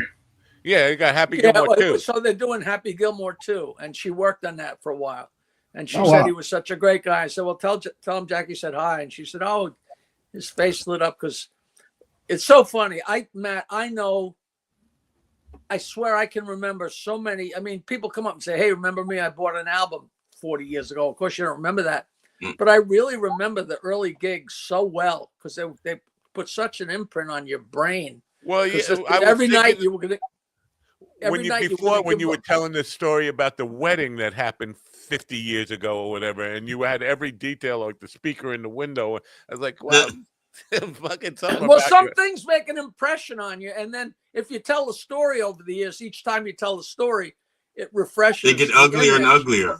But I mean, when I tell that story, I'm standing there because we're standing there trying not to laugh, and I'm sure you went through this shit when you're in high school or whatever, where you try and make your friends laugh. And I'm standing there, and the guitar player, all he did was put his foot on top of my foot and push down, which was all it took to like fucking put me out of, and out of space. But at any rate, I remember every gig, almost every gig. I can remember what happened and bad things and everything.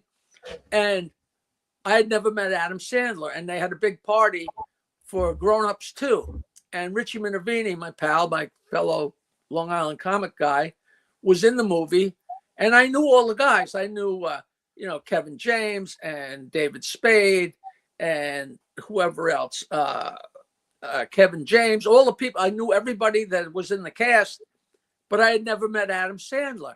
I said, well, great, I'll finally get a chance to meet him. So we went to PJ Clark's, after the screening, horrible movie, big screening, really fun.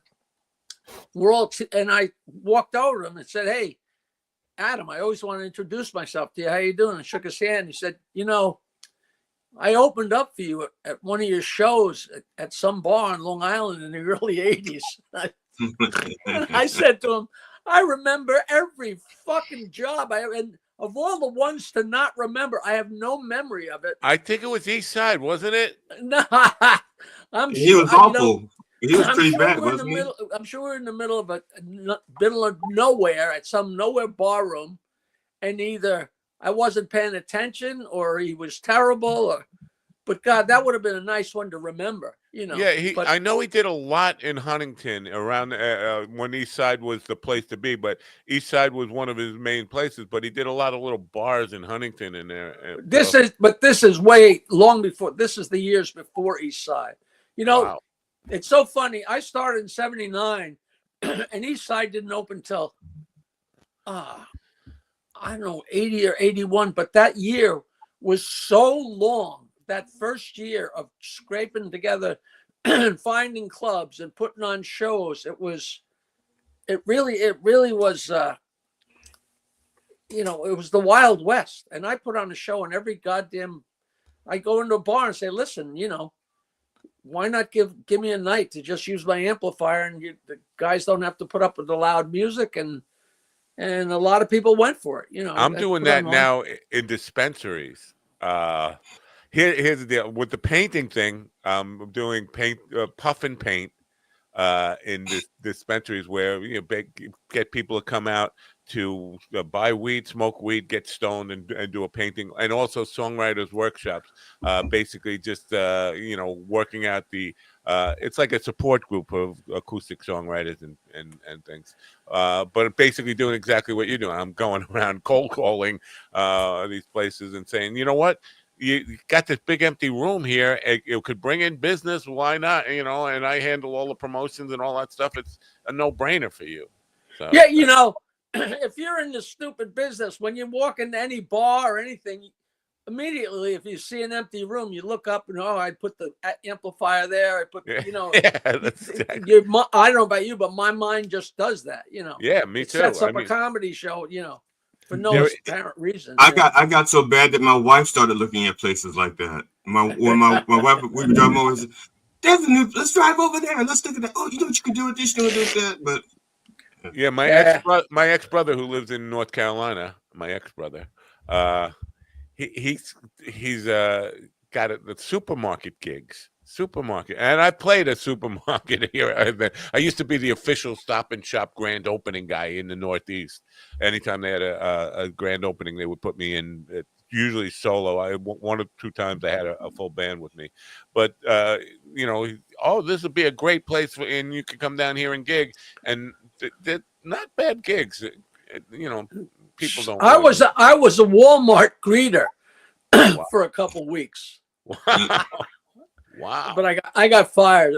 I deserved to get fired because you were telling dick jokes to everybody. Well, I was standing there with my pen and pencil and, welcome to Kmart. And this woman walked in with a, kind of a tall kid and then this little short girl. And she walked in and I did a double take looking at the woman. And I said, welcome to Kmart. And I said, are these children twins? Well, and she said, of course they're not twins. You can. He's 10 and she's 5. Why would you think they were twins? I said, because you're so ugly. I can't believe anybody would have fucked you twice. I don't think that's why you got fired, though. I think you got fired because you were saying welcome to Kmart and it was Walmart. Well, that probably didn't help. Yeah, it didn't help the joke. Sometimes jokes aren't perfect, Matt. Yeah. So with the plugs that you put out there before, you forgot to mention that this Saturday night, because there are still a few seats left. It's a huge room, the Suffolk. So it's beautiful. Come see me. Come see Clutch. And Joe Cravella is opening for me. He's a nice Long Island guy, and it's so funny. I worked for Uncle Vinny at the Dunellen Theater in the middle of nowhere in Jersey, and Joe was opening for me. I said, "Are you working a couple different gigs tonight?" Because I know Dino didn't pay him squat. He said, "No." He says, "I'm just opening for you." I said, "Where do you live?" He said, "Baldwin." I said, "You drove from Baldwin to do 10 minutes to open for me?" He said, "I love it, man." And I said, "You know what? I respect that. That's cool." And he does well. So so it's on Long Island, guys. So maybe some of his friends will come out and cheer him on. I'm hoping. Baldwin is my least favorite town on Long Island. I played the Irish pub there a couple of years ago. It was a kind of a bad experience, but they used to have a rehearsal studio. For some reason, Baldwin, it's not, because it's out there by Long Beach, Freeport, all the good places on it. It's just short of the 5 towns. It's almost like a 5 towns wannabe, Yeah, my dad. Hey, well, Jackie, if you want any, if you need any support on that Stress Factory show, I'd come out. It'd be a 3-hour drive for me, but I'd fucking do that. I already got Peter Bale's opening for me. My podcast partner, and he's great. He's been doing his stand-up university gig. He's been teaching stand-up for 30 years, where they bring in a class and 8, 10, 15, however many people, and they do one class a week for 8 weeks, and the last week they all do their 5 minutes. He's been doing that for 30 years. Yeah. He's unbelievable, and he's such a good guy. And Rich Walker, who I probably met 30 33 years ago. Right, that's Peter's partner. Yeah. Wait, leave that comment up there. I wanted to touch base on this. Now, foul mouth teacher, his name is Bill Rhodes. I believe he lives in Austin, Texas somewhere. But his dad and him used to listen to Jackie stuff when he was growing up. That's literally what got me started in comedy, is what he says. Now, was that on the Stern Show, or were you talking about like 9221 or the record? What are you talking about, Bill? But he doesn't seem like growing up. I loved Austin. I hear it's a little scary now, but going to Austin and I got to do a PSA for CDs. hepatitis C at Willie Nelson's ranch. What? You know, I got to be in tight with that gang for a while, staying at the Driscoll Hotel, and just Austin was the greatest place, man. Wow. I worked at Cap City's Comedy Club once, and you know, I thought I was pretty good, but they never had me back. I don't know if I was dirty or didn't draw enough or whatever, but I just know it's a really nice club. I wanted to ask you about this because you had the pot song. I know that you grow pot, but you don't seem like a pot. Like, do you get high a lot? And the real question I'm getting to: have you done edibles? Are you an edible guy? No, I'm a little scared. Somebody sent me so much pot about a year ago. I have a little envelope with like 25 little cubes. They're about if picture if an M&M was a square, was a cube, and they're 25 milligram gummies. And I've never taken one, and but I gotten into now. I drink the seltzer. Do you know about the seltzer? Yeah. They have that at the cafe that I'm doing a songwriters workshop. And you know, it's Cycling Frog. They actually were a sponsor for me and Bales. I'll send you that thing.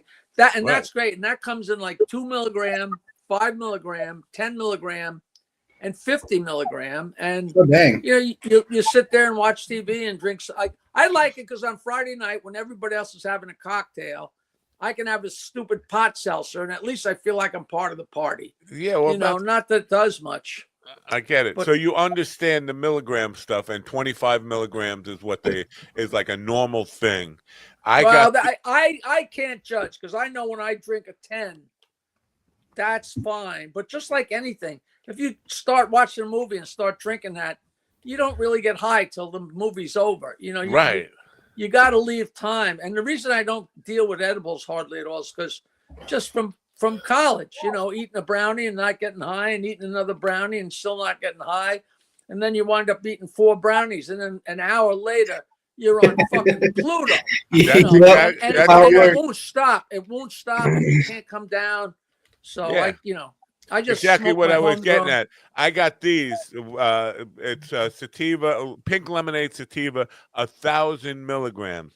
And I was gonna do a show. I had wait. What do you mean? Are they gummies? Yeah, 1,000 milligram gummies. I was doing 1,000 is heavy, man. Right. Well, I said, you know what? 1,000 sounds incredible.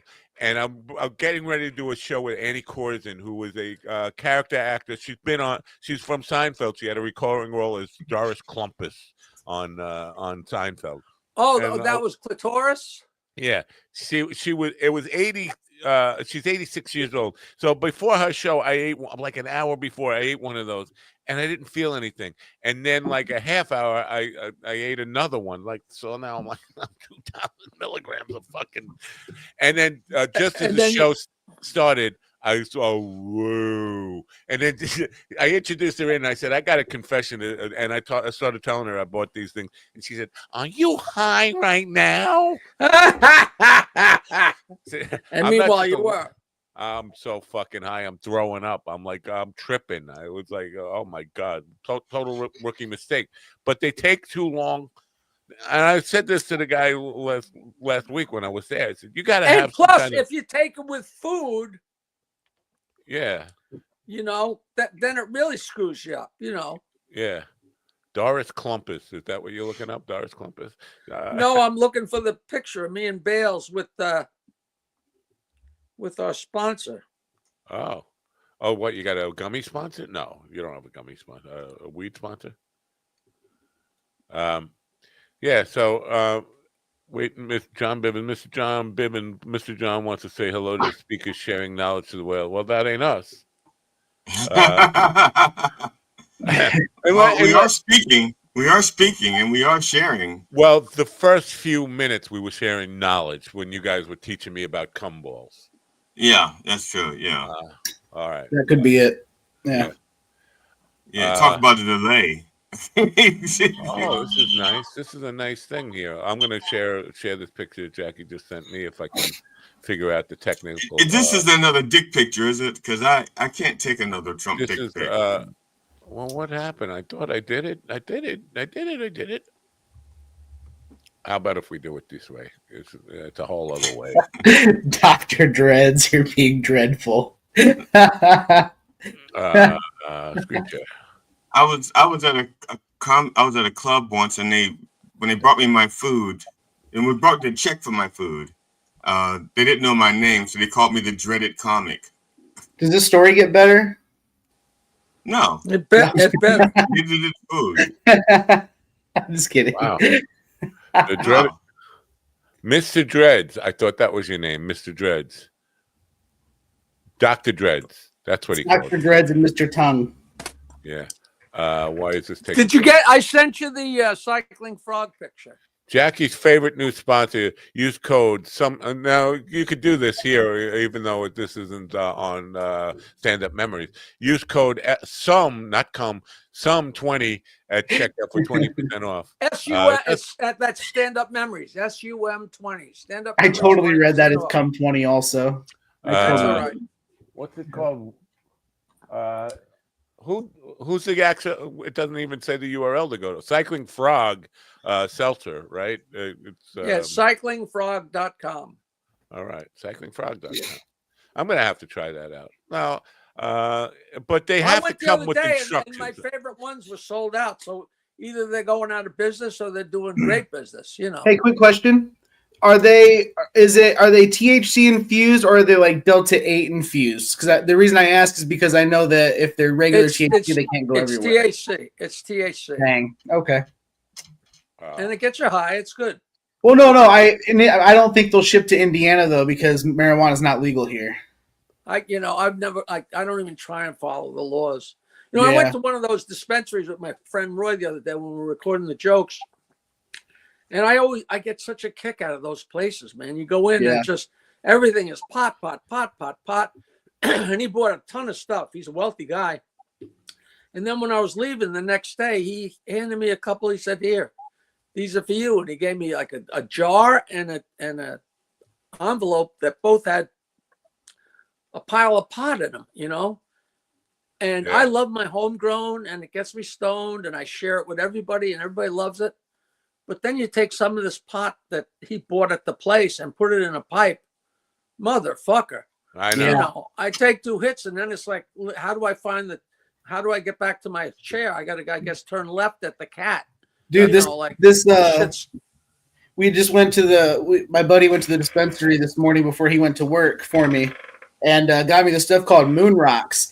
And I can't feel 3/4 of my body right now. It's wild. Well, Moon Rocks is one of those pre-rolled joints, right? No. No, this is a bag of it, but they sell it in pre-rolls also. It's encrusted. It's what are they call infused and encrusted. It's like they take really strong weed and they add THC to it, and then they spray some white shit on. That's and then they spray shit. This stuff so fucking. There's joints called like Rocket or Mind Rocket or you can't come up with a name they haven't come up with. Right. Don't mind me. I'm not taking a shit. I'm trying to take the top off my coffee. No, I am taking. These are great things. These fancy holders, but Jesus. I'm on their website and I see all these things that you can do to get high, like the mints and the drinks and stuff. But then they have a hoodie also. I don't understand how you get high from the hoodie. It's probably got a cool stash pocket or something. You help them advertise. That's all. Yeah. This morning, changing the subject completely. I found somebody shared with me an old clip of Tom Snyder before SNL went on, and he was interviewing Lorne and the entire primetime cast, not ready for primetime players cast, and Lorne was going around the room introducing, and Chevy Chase was just being already an obnoxious asshole, acting like it's all about him. But the thing that struck me was Lorne was introducing everybody, and he got to Lorraine Newman, and he just had a brain fart. He couldn't remember her name. I was like, wow, how fucking disrespectful is that? When the producer of the show, I had to feel like total shit to her. It was a very awkward feeling moment. Well, Tom I'm sure Snyder. he had a lot on. Some girl just wrote a book about Lorne Michaels. It's supposed to be great. It had great reviews. Did you watch the SNL 50? I didn't. It was real weird because Billy Crystal was in the audience, but he didn't do anything. But they never alluded to Chevy Chase. They never talked about him. He wasn't in any of the sketches. And at the very end, he was standing on stage with, the whole kit and caboodle like they do. And it was so weird. And I wonder if that was politics or, recently you'll never know. There was a clip where he said, I should have never left, which was surprising to hear from him. Because I guess you know this from your experience on the Stern Show with him. He can start off as a dick, but then kind of like, I don't know if he just realized that Howard had like more juice than he did, but he did kind of come around. First, Howard was an asshole with Larry King and all that stuff, and then all of a sudden he was like kissing Howard's ass. So do you know what happened? Yeah, with the satellite feed or whatever. Do you know about that? Yeah. Maybe the audience doesn't, though. Maybe if you want to kind of explain. I don't know. Well, in the old days. Meanwhile, if you're in Los Angeles and you want to be on the Larry King show in New York, what they do is you sit you in a room and put a camera on you and have you ready to go on and send it up on the satellite. So it's sitting there. So at any point during his show, he can cut to the feed of whoever's in the chair and interview him. So Chevy Chase is in the chair with the camera on him, and it's already on the satellite, and the feed is there going to Larry King, but he's not on the air yet. And the maniacs out in the Midwest had huge satellite dishes, and they could any show, anything they could watch anything, And so I'm sure there were Stern fans or whatever, and he started ragging on Howard. And some fan was recording him, was watching him, probably not, subversively or anything. And for Chevy Chase, I guess, was sitting there getting made up. And I don't know, he was reading something or whatever. He said to Larry King, "Do you know this asshole Howard Stern?" That was no. He wasn't on the air. He wasn't on the air. He just said it to like a makeup person or somebody. I don't think he was talking to Larry King, but whatever. He said, I don't get this guy, Howard Stern. He's not funny. He's got no talent. What is the deal with this guy? But there was no reason for him to say it. He just was talking. And then he went on the air with Larry King or whatever. But of course, there was a Stern fan that sent that videotape, that VHS tape to Gary. And Gary got it. And they had the whole thing on videotape of him saying that. And Howard went to work on him. And that's when Chevy Chase called up. And they had that war on the air. And Chevy Chase's wife got on the extension. Oh, no. It was very ugly. And Howard went after him. And at some point, Chevy Chase actually called Howard and said, listen, you gotta call off your dogs. He said, I can't. He couldn't take his son to a Yankee game. Yeah, because people would throw shit at him, right. Which is so, but then I guess they made up big time, so that's good. You don't need that. I think but he really did start it. You know what I mean? Yeah, Belzer added to the fire when he called Chevy Chase's house at like 5:30 in the morning on the Stern Show. It was like 8:30 in New York, but 5:30 in California, and called the house and that kind of stuff. But yeah, so you know what? But the point I was making is he can change his.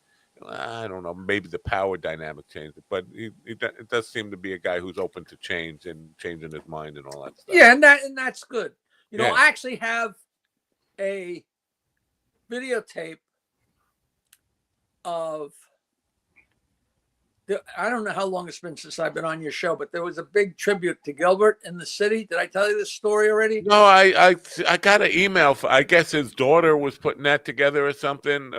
His wife Dara put together this great thing, and like Richard Kind and Dara and who there's a great panel up there, maybe 6 or 8 people.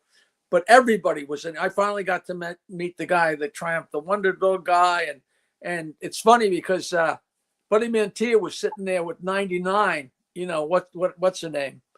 The Barbara girl who we had in the putt, Barbara Feldon. So there was a whole gang of people, and it was a really, really a love fest, really wonderful. And I guess Dara must have been sitting behind me, and Frank went out. And Frank Padre, Gilbert's on-air partner, who's just a great, great, great guy, is going around asking people to comment or whatever. And he got to me and he said, Jackie, what do you got for us? And I said, well, I guess I'll tell you the joke that Gilbert always made me tell whenever we ran into each other. So she was shooting me like kind of half over the shoulder. So you hear me tell the joke, but Chevy Chase is in the frame. And he actually laughed at the joke and actually clapped. And I'm like, wow, that's kind of real. I know I could never fucking find it in a million years, so I won't even try. Shit. If people want to, on my Facebook page today, I shared that clip, but it's just astonishing how, because they hadn't even done the first show yet. Tom Snyder's interviewing him, and he doesn't know any of these people, and this is his first introduction. And Chevy Chase steps up like he is the shit, and that he's just talking about these other people are fine supporting characters, but the show's all. And now, I think he plucked them out of a National Lampoon show, and I think Chevy Chase might have been the star of that show, so he just assumed he was the heavy hitter. Isn't that what happened? Well, in the book Saturday Night Live, and I'm sorry to sidetrack the show here, but in the book, Lorne talks about seeing Chevy Chase on the line for the Rocky Horror Picture. I think it was Rocky Horror Picture Show, and he was just clowning around with his friends. And Lorne was so impressed with him goofing up, he went up and introduced himself and found out that Chevy was in show business and wanted to. So that's how that whole thing started. Was online. Oh, I never heard that before. That's very interesting. That's very cool. Yeah. Are you talking about the Tom Shales book? Might be, yeah. It was a long time ago. There was Saturday. It was 30 years ago when I read it, and it was already a retrospective of Saturday Night Live. That's right. Yeah, I think. Yeah, I read that one too. And the narrative throughout the whole thing is everyone hates Chevy Chase. Right. But and then when he came back, him and Bill Murray got in a fist fight, right? But now they're friends. So. Well, in my understanding, I think Chevy Chase said that fist fight was like set up. Not set up, like it was instigated.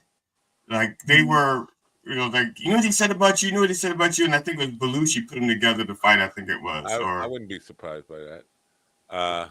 The ironic thing about this, the Tom Snyder thing, is Dan Aykroyd's being very quiet. But if you watch it, you could see the wheels turning. Like he's looking at Tom Snyder, and then of course, like a year later, it was like a signature bit for Dan Aykroyd. It was his Tom Schneider impersonation. You could see it brewing in the moment. It's really interesting to watch. So it's on my Facebook page. That guy was the definition of a train wreck, because I would watch him and I would keep watching. Yeah. And I think I despised the guy, but it just was something about his pomposity and he was it was a weird thing to watch. I thought. Right.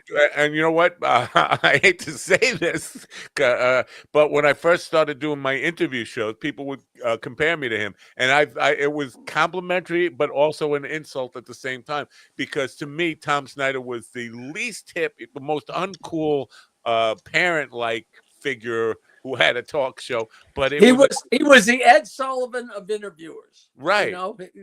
But everybody had to watch it because you never knew. Like, you'd have John Lennon on one night and getting in a fight with Johnny Lydon from Sex Pistols and all this stuff. It was Plasmatics, Wendy O. Williams, and all. He had some great shows, but he was just such a goofy old bastard. It was hard to like him, but you had to watch the show. The Pat Cooper show is still legendary. Pat Cooper went on there and just ragged on everybody in Hollywood, and they said, "You're going to be out of the business." And he said the next day he got more phone calls and more work than he'd ever gotten. Wow. You know, that's when he went on and on about, you know, Lola Falana and all these different people that he opened for and how rude they were. And he was just a hoot, just a great hoot. Steven, who's Pat Cooper? No clue. You fucking suck, man. I'm sorry. You got to become a student of the history of comedy. No, I agree, and I have a lot of time on my hands now, and I will be doing that. Let me see. Hold your hands up. I want to see the time. I don't see any time. You're not even wearing a watch. How do you? Jesus, Matt. All right. There you go. You got the time. Yeah. So I mean, I'm sorry. I derailed the whole conversation. This is what I do. So, that's your job. Matt, when Pat Paulson was running for president, did you actively campaign for him, or? I did not. I think I was actively campaigning for Nixon at the time. I was what they had me doing. I was working for the Conservative Party. Nixon ran as a Republican, and New York State we had the Row C, which is a Conservative Party, and Joey Constantino, who was the local head of the Conservative Party in Suffolk County, had me taking Nixon bumper stickers and going up and finding out where Humphrey bumper stickers were and covering them up with the Nixon. That was my job as an 8-year-old. I think I got paid $2 a day for doing it. At least you got paid. I was doing Nixon stuff and I wasn't even getting paid. The best part of the pay was the hot dogs and soda at the office or wherever it was, the main place. That was the big thrill for me. No, I couldn't tell my mother what I was doing because she was a Humphrey guy, so I was sneaking out to do it. I didn't think there was ever any real Humphrey people. That was the problem. Like, you with Humphrey? My mother didn't like him, but she was going to vote Democratic. No, I get it. People go team colors, but whoa, you people. People go team colors. I also remember when we used the Nickelodeon, my parents would have to wind it up for 5 minutes. Then we would watch television for 3 minutes. Hey, easy. I'm pretty sure Ron is making fun of our age. I think that's what that was. Who's paying attention? Hold on, I'm going to make fun of Ron's age. Oh no, TV's only 16:9. Boo-hoo, Walkman suck and skip. Wow. I don't know. The fuck are you talking about? You know what? Your guess is as good as mine. Yeah. Well, I can't find the Gilbert joke with Chevy Chase in it. God damn it. Do you know Jay Christopher? He's a governor. He's a comic, a Long Island-based comic. He calls himself Fat Jay, but he's not fat.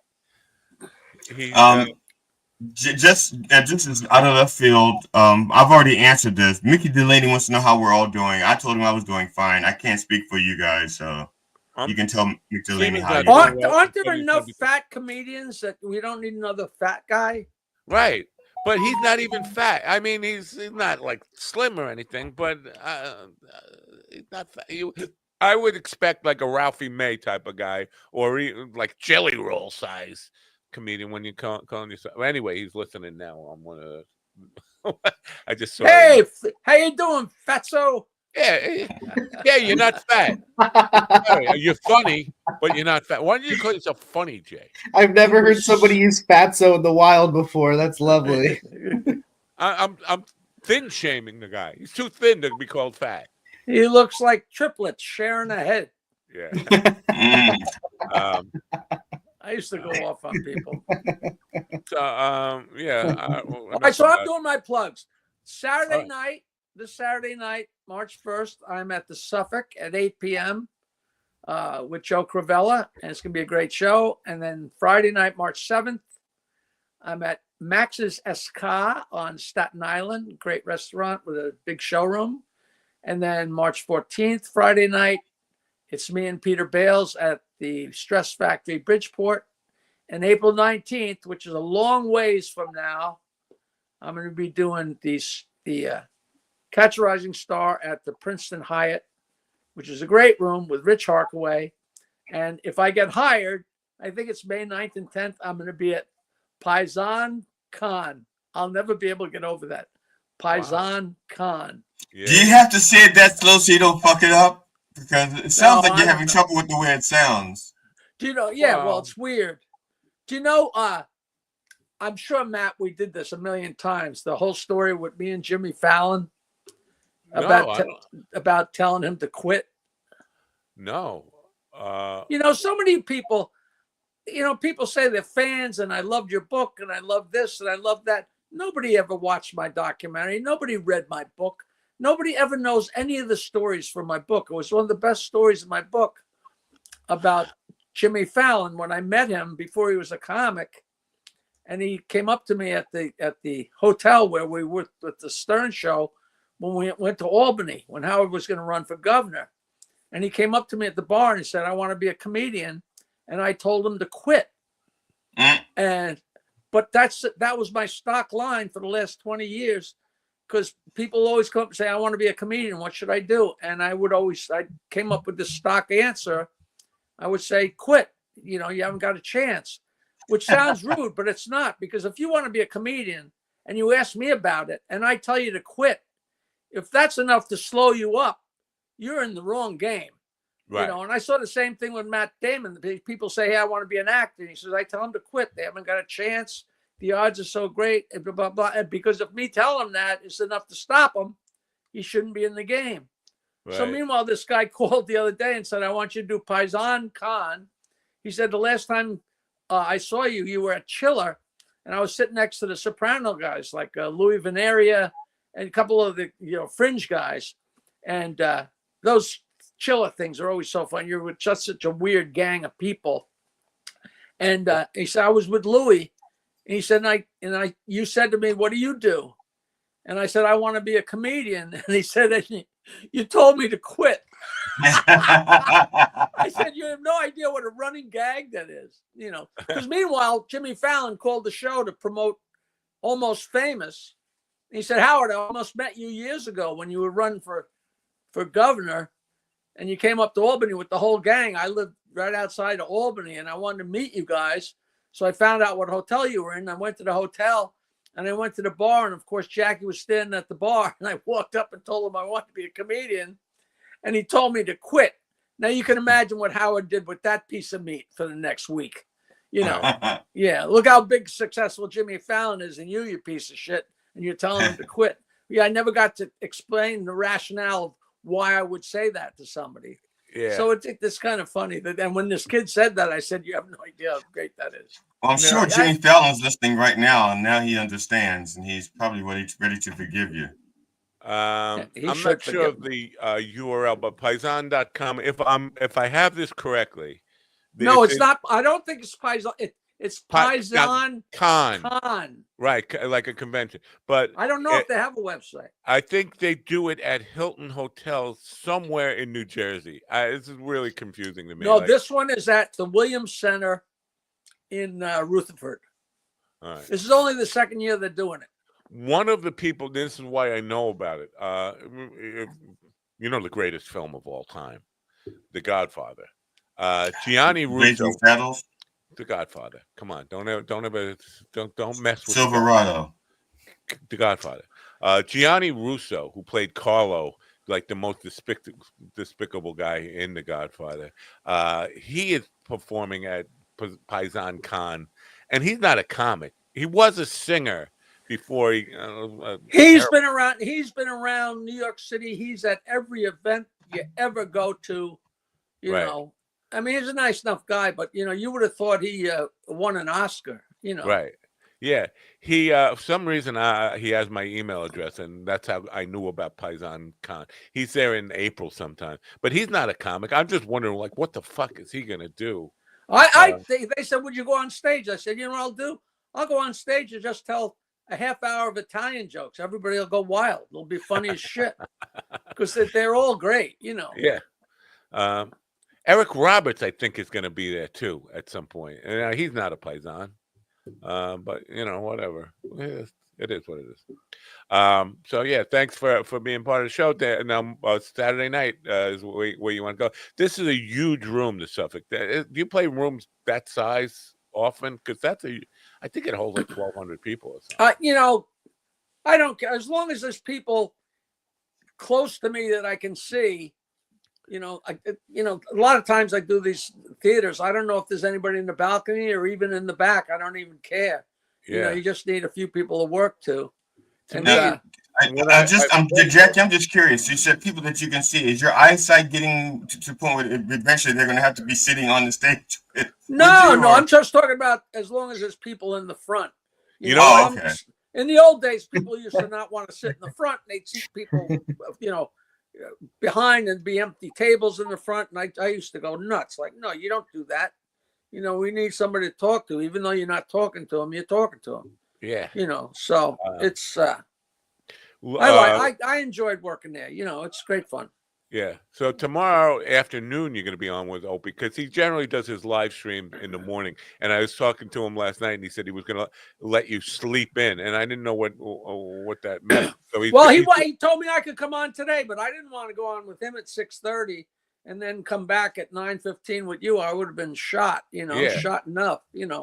But I'm on with him at 1:00 tomorrow. And by the way, I keep getting emails because I guess for some reason it pops his head up, and people ask, is 516-922-WINE still going? Yeah, and of course it is. 516 area code 922-WINE. Yeah, use your finger. Just use your finger. All right, Jack. Thank you for being part of the show. It's always great to have you here, and we appreciate your contribution to. Am I getting kicked off? Is that what you're telling me? No, we're gonna get wrap this thing up. Well, you're not getting kicked off. We're kicking everybody off. We're kicking the show off. Matt, I have one question for you because the Podathon is coming in March, right? March 17th or St. Patrick's Day. I think that's when it happens. I'm asking because March is in a couple of days, and podcast is on Monday, St. Patrick's Day, March 17th. And then we'll be pitching for, I don't know if they're going to feature us every day for that whole week, but we'll be feature. Let me add this. The Reverend signed his podcast up for it and never got back to him. So I don't know. I didn't know. What are you talking about? What are you going to be part of? The podcast it's an organization of podcasts. I think it's through Good Pods. I'm certain it's through Good Pods that put this thing together. But it's a 24/7 for a week straight for different charities. We're representing American Cancer Society. On Monday the 17th, we'll be on every day that week and pushing for American Cancer Society, fundraising stuff. But you're a good boy. Yeah, well, you know what? Hey, look, I got a question. You said that Nancy's podcast did so well. Will you have her on again? Because I would love to have her on again. She's doing everything she can to fight against this whole Trump thing, and she's got a whole organization. She's helping out with these people to try and get Blakeman out of there, and plus she's interesting. She's fun, so I'm going to tell her to get a hold of you. And she's adorable. I mean, and she's still very, very good looking. And I tried to say, like, Jackie really scored out of his league with you. I mean, even now as a I don't want to say she's a senior citizen, but I got to be close to being a senior. She's still a gorgeous woman. Like, wow, how the hell did Jackie ever land such a? It's so funny. When I met her, when we were unloading our equipment at Rum Runner. And she was standing out having a cigarette because she was the head waitress at Rum Runner. And she was much younger. And she had graduated from high school a year early, just like my girlfriend at the time. And I don't know if her best girlfriend was my girlfriend, if not right then, a few years later. And we got to be good friends because she was a studio manager at Kingdom Sound, which is a very popular recording studio that recorded very famous people and also sold coke. Yeah. And she was great. But I remember meeting her, and I knew she was from East Norwich, but I was like, look at this girl. She is so cute. And in my mind, the first thing went through my mind was, boy, she is so out of my league. You know, here I am, whatever I was. I'm 28 and she's 19 or whatever it was. And then a few years later, I'm going out with her best girlfriend, and her best girlfriend cheats on me and fucks my life up. So I'm freaking out about it. She kind of talked me off the ledge with her my relationship with her girlfriend. Then we started working together and hanging out. And to this day, she thinks that I was still in love with my girlfriend. And meanwhile, I didn't think my old girlfriend held a candle to her. And just like you said, I couldn't believe that I was with her. And we had a great 20 years, and we worked so hard and just had, we really had fun. At the end, it was a relationship. So it got to, where you couldn't say hello without the other person going, But she's great. She lives 2 doors away. She's still one of our best friends. We double date with her and her new husband. So she's another interesting thing, and this probably means nothing to anybody but me. But I was listening to what the hell, Pandora, the app, and have this great female, I think, whatever it's called, female singers and basically they played Linda Ronstadt, Olivia Newton-John, and then a song. I said, I know this song. And then like another great, I think it was, what's her name? Emmylou Harris. Yeah. So all these songs, and I was like, what was that one song in the middle there that I recognized, but I don't know who the artist is? And I look up back on the playlist, and it's Nancy. I was like, wow, they got her in the middle of Linda Ronstadt, Olivia Newton-John, and Emmylou Harris. Like, what? And it wasn't out of place, right? It fit right in. Right. It just made me think, I know this song. I just don't remember who the artist was. Who was it? And I'm like, wow, well, good for her. That's, so yeah, I would love to have her back on. I just sent you a 922 wine picture with both of us. Oh yeah, let me share that quickly before, so people have it. Share screen. I like omelets better than sex. Now, you probably can have better luck ordering sex at a diner. Use your finger. Joke. 922 wine with the area code 516. Jackie, before Rick Dees gave him his name. So did I tell you that I went and did Jimmy Fallon's show on Saturday Night Fox? Even though I hate Fox, but it turned out Jimmy you Fallon were was about a big to do fan. that. You hadn't done Well, he it. was a big fan, and so I went on. All I did was talk about 922 wine for 15 minutes, and after chasing for 40 years, the next day I got an email from Rick Dees.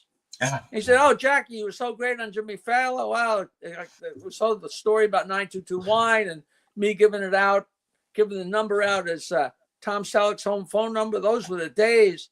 I said, "Jesus Christ, Rick! They tried to chase you down for the documentary." He said, "I got that email. I thought it was a joke." So right. I would have busted. It was very weird to hear from him after all these years. I would have busted his balls. I just assumed you were dead. And also, you just outed yourself as a Fox watcher. Get out of my life, you fucking corpse. I told him I'll come on the show, but not one syllable of politics, and we didn't do it. And now I sent you another picture. Did you see the other one I sent you? Hold on. I see a message here. Oh, now is that you and Nancy? Is that what I'm looking at here? That's at the very beginning. That's 1981 Dial-A-Joke.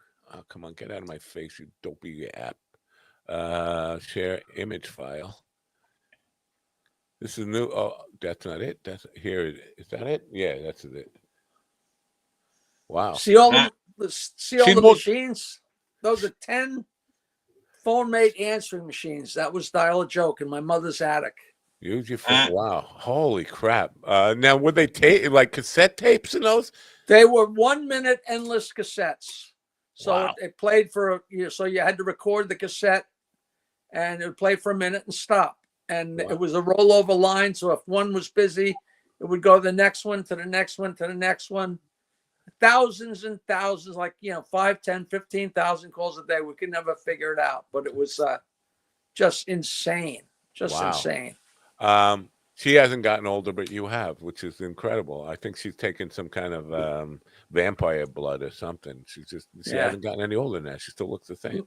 I think she's the sativa. I think the sativa. Yeah. All right, we got to get out of here. We have to end this dopey show. Why? Why does he have to end this dopey show? Because we're on Govs and we're stepping on Tony Walker's fake leg. Anybody who's listening, please watch my documentary, Joke Man. It's on Amazon Prime. Oh, and look, the one thing I didn't tell you is March 22nd. Did I tell you that? No, you didn't tell May 22nd. That show that filmed here, a couple scenes called The Better Sister.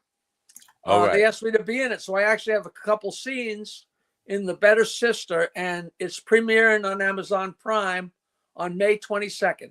And there's a really hot actress in that, right? Who's the Elizabeth Banks gets laid in my bedroom, but it wasn't my bedroom, and it wasn't me. But her and her boyfriend in this show get it on in the bedroom up there, and also they use the. Does your house have an agent?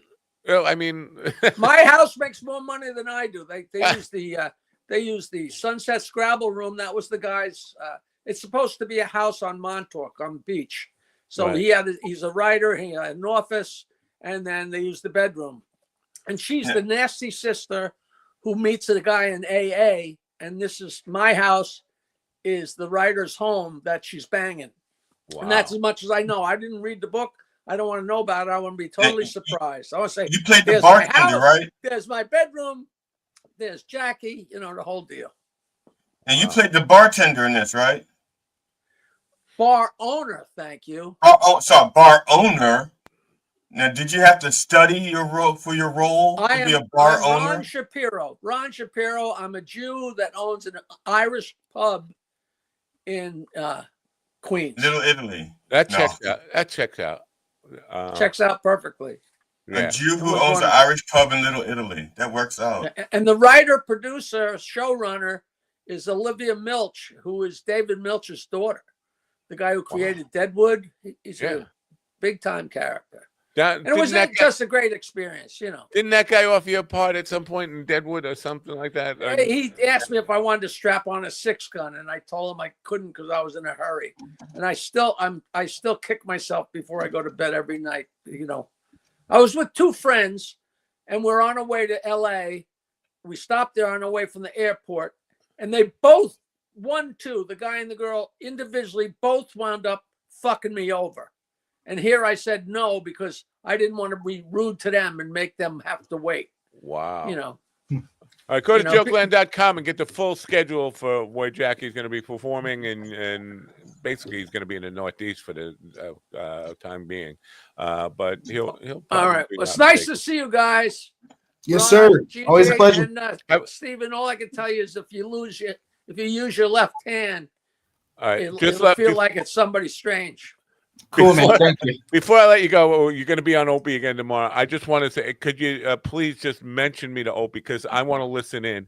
I want to see, because he has, I don't know if you know this, when Opie was starting at BAB, I was on GBB, and there were sister stations. There was a piece of glass between me, and I could watch him do his show. And he, when I reminded him of that, I don't think he really remembered me, though. So if you could just mention it. Do me a favor. Tomorrow at noon, send me a text to remind me. Right. I'm not being a dick. I just, no, I get things fly out of my mind, Yeah, I'm the same way. But I just want to get and you're a good guy, and he's a good guy, and I'll fuck with you. I'll say, well, he's a good comedian. He's painting now. All right. All right, thanks for being here. I'll listen in tomorrow. And everybody go to the Suffolk If you're on Long Island, go to the Suffolk Saturday night, and instead of coming to my dopey paint party. All right. Be great fun. All right. Bye. Bye, kids. Bye. See you later, buddy. Jackie the Joke Man Martling. Again, jokeland.com. Go to jokeland.com. Go to jokeland.com. So, Matt, my question about the podcast-a-thon was the Reverend volunteered, tried to get his show on there, but they never got back to him, so I don't know. I will grease the wheels on that. I will write to them today and say, hey, the Rev is my brother. You might not, he's my twin brother. You might not see the resemblance, but you might not see the resemblance. I was just questioning whether or not he should have heard back from him by now, or that's all. Well, I'll grease the wheels on that. You should have heard back from them. Now, here's the thing: are you a guy who thoroughly checks every fucking junk folder, spam folder, cock mail folder, shithole folder? Because a lot of their mail ends up in my cumball folder. I'll have to check my cumball folder. What? Cumball holder? What? Cumball folder. Steven, do you swallow or blowjobs? I don't perform blowjobs. That's why your marriage is in trouble. I thought you were in comedy. I'll eat pussy all day. All day. Yeah, but the club owners aren't women in general. Oh, that's true. Well, I mean, don't get me wrong. I mean, I'll suck a dick for stage time. That's a different. That's what I'm talking about. That's what. Cumball. No, for business reasons, yes. Never for pleasure. All right. Well, the issue with the cumball thing. It wasn't an issue. He just said cumball holder, and I'm just like, you're walking around with cumballs in your pocket. Cumball rally. That's what. So that's the show for today. Ron was very quiet. GD was virtually quiet, especially for him. I think before we go off the air today, we need one obligatory mention of GD's mother on the program. GD, you have a story about your mother? I do, but I can't tell it on the air. What does that? Oh, because it has to do with cumballs. Well, yeah, it has to do with. Well, sorry. It's about the time that I was breastfeeding. Just when I was young and I was breastfeeding. Whoa! You were breastfeeding who when you were young? And she had one hair, and you just. Now, this is when I couldn't find a nipple, so I was very young, and I was like, when I moved my mouth around, and that was the first time I ever tasted my father's cum because he had right on her tits, and it was like. Oh my god! That was the first time. That was the first time I tasted it. That's a Willie story if I've ever heard one. Yeah. I don't know if you know this about me, but I wonder what the story about Rick Beato, because yesterday Rick Beato has a thumbnail to his latest episode. Says, I don't know if you know this about me, but I was like, what the fuck is he listening in? Because that was a joke yesterday about Willie's. I don't know. I took one of our favorite videos and I made some music to it. It's only 10 seconds. Simple fact that it's just masturbation. Simple fact that it's just masturbation. There we go. Whose music is that? Is that mine? I made that. You was like an AI thing, or are you a musician now? What happened? No, they in my app they just like simple beats that anyone can use, and then I just took my voice and added some effects and added some other things and had some fun. Well, this is a little troubling to me. I got an email about a new app that claims it can just create a hit song just from a simple one-line prompt. This is problematic for me. I mean, I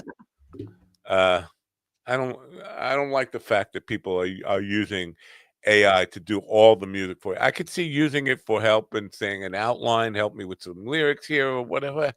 When you're doing the entire song is created by AI, you can't really sell that. Well, I think a great use for AI music is exactly what Ron used it for, just to get some royalty-free jams for a video. I think it's great. I'm fine with that, but I know. I see what you're saying, though. There are definitely people who are going to pass that off. Go on there, create a song, and say, "Yeah, this is my new band. This is me doing this," and it's not him singing. Nobody's playing on it. It's just the computer. Yeah. Like when it comes to stuff like that, I like to use it just as more of a tip in. It's just another tool to add to the fun. I'll put the tip in. Well, you know what's going to happen is some rapper, some wannabe rapper, would-be rapper, like is going to sit there and use it as their beat, you know? Right. And somewhere along the line, somebody's actually going to make money off of it and do a Milli Vanilli type of fraud on the public, and nobody's going to know for a while. Well, I mean, but that's, in a way, that's sort of been happening for years, though, with auto-tune and all the other tools out there. I mean, slippery slope, I guess. Yeah, this guy Phil Hartman, Phil F-I-L, Phil Henley, F-I-L, Phil. He's from Norway or something, but he lives in England. He has a complete channel where he's just pulling out and outing people for using auto-tune, pitch correction, and all this stuff. At some point, it starts to feel like these podcast guys who just have just a mission just to bash other people. It feels like that. He doesn't take his channel. Oh, we're just educating people here. No, it feels like you're outing people. And while I'm not for that kind of fraud, I think making your living off of just outing people is like negative energy. See, I've been using punch correction on my jokes for years, you know, back before AI was cool. We wouldn't notice. There we go. Where are my cum balls? Have you checked your throat? Well, look at his neck. You can see that's where it's. They're clearly right below the collar.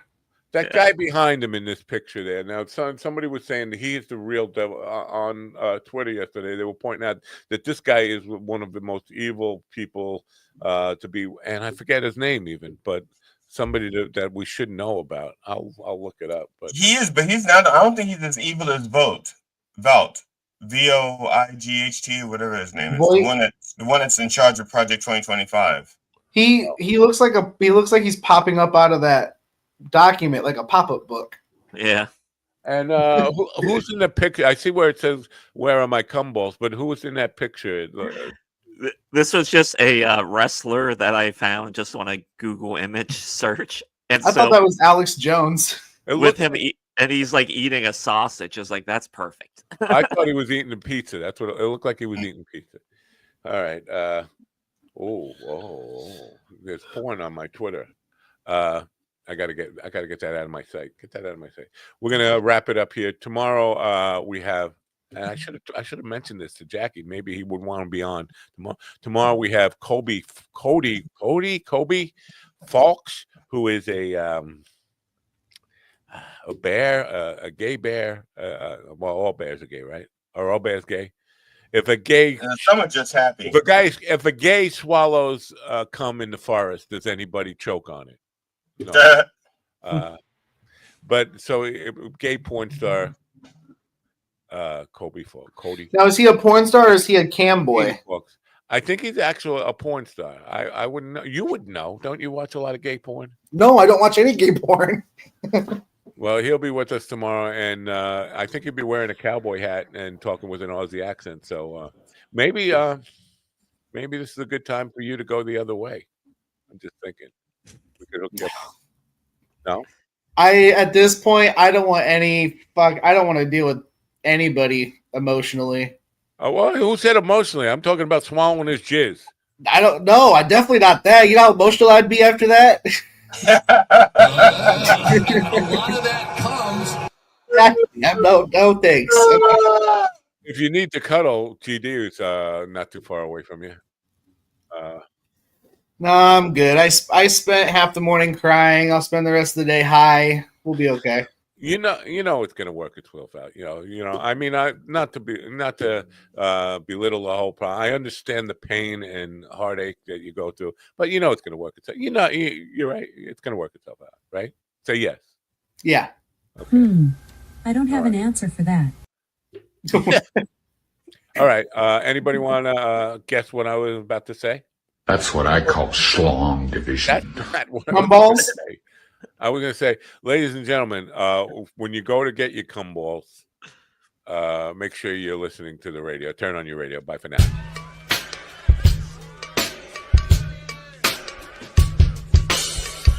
Finish inside me.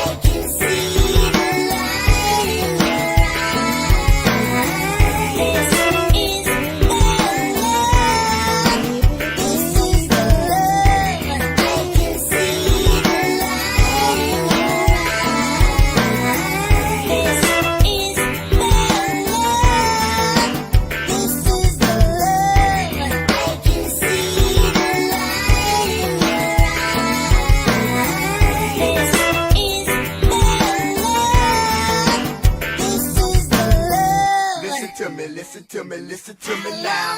Listen to me, listen to me, listen to me now. Listen to me, listen to me, listen to me now. Listen to me, listen to me, listen to me now.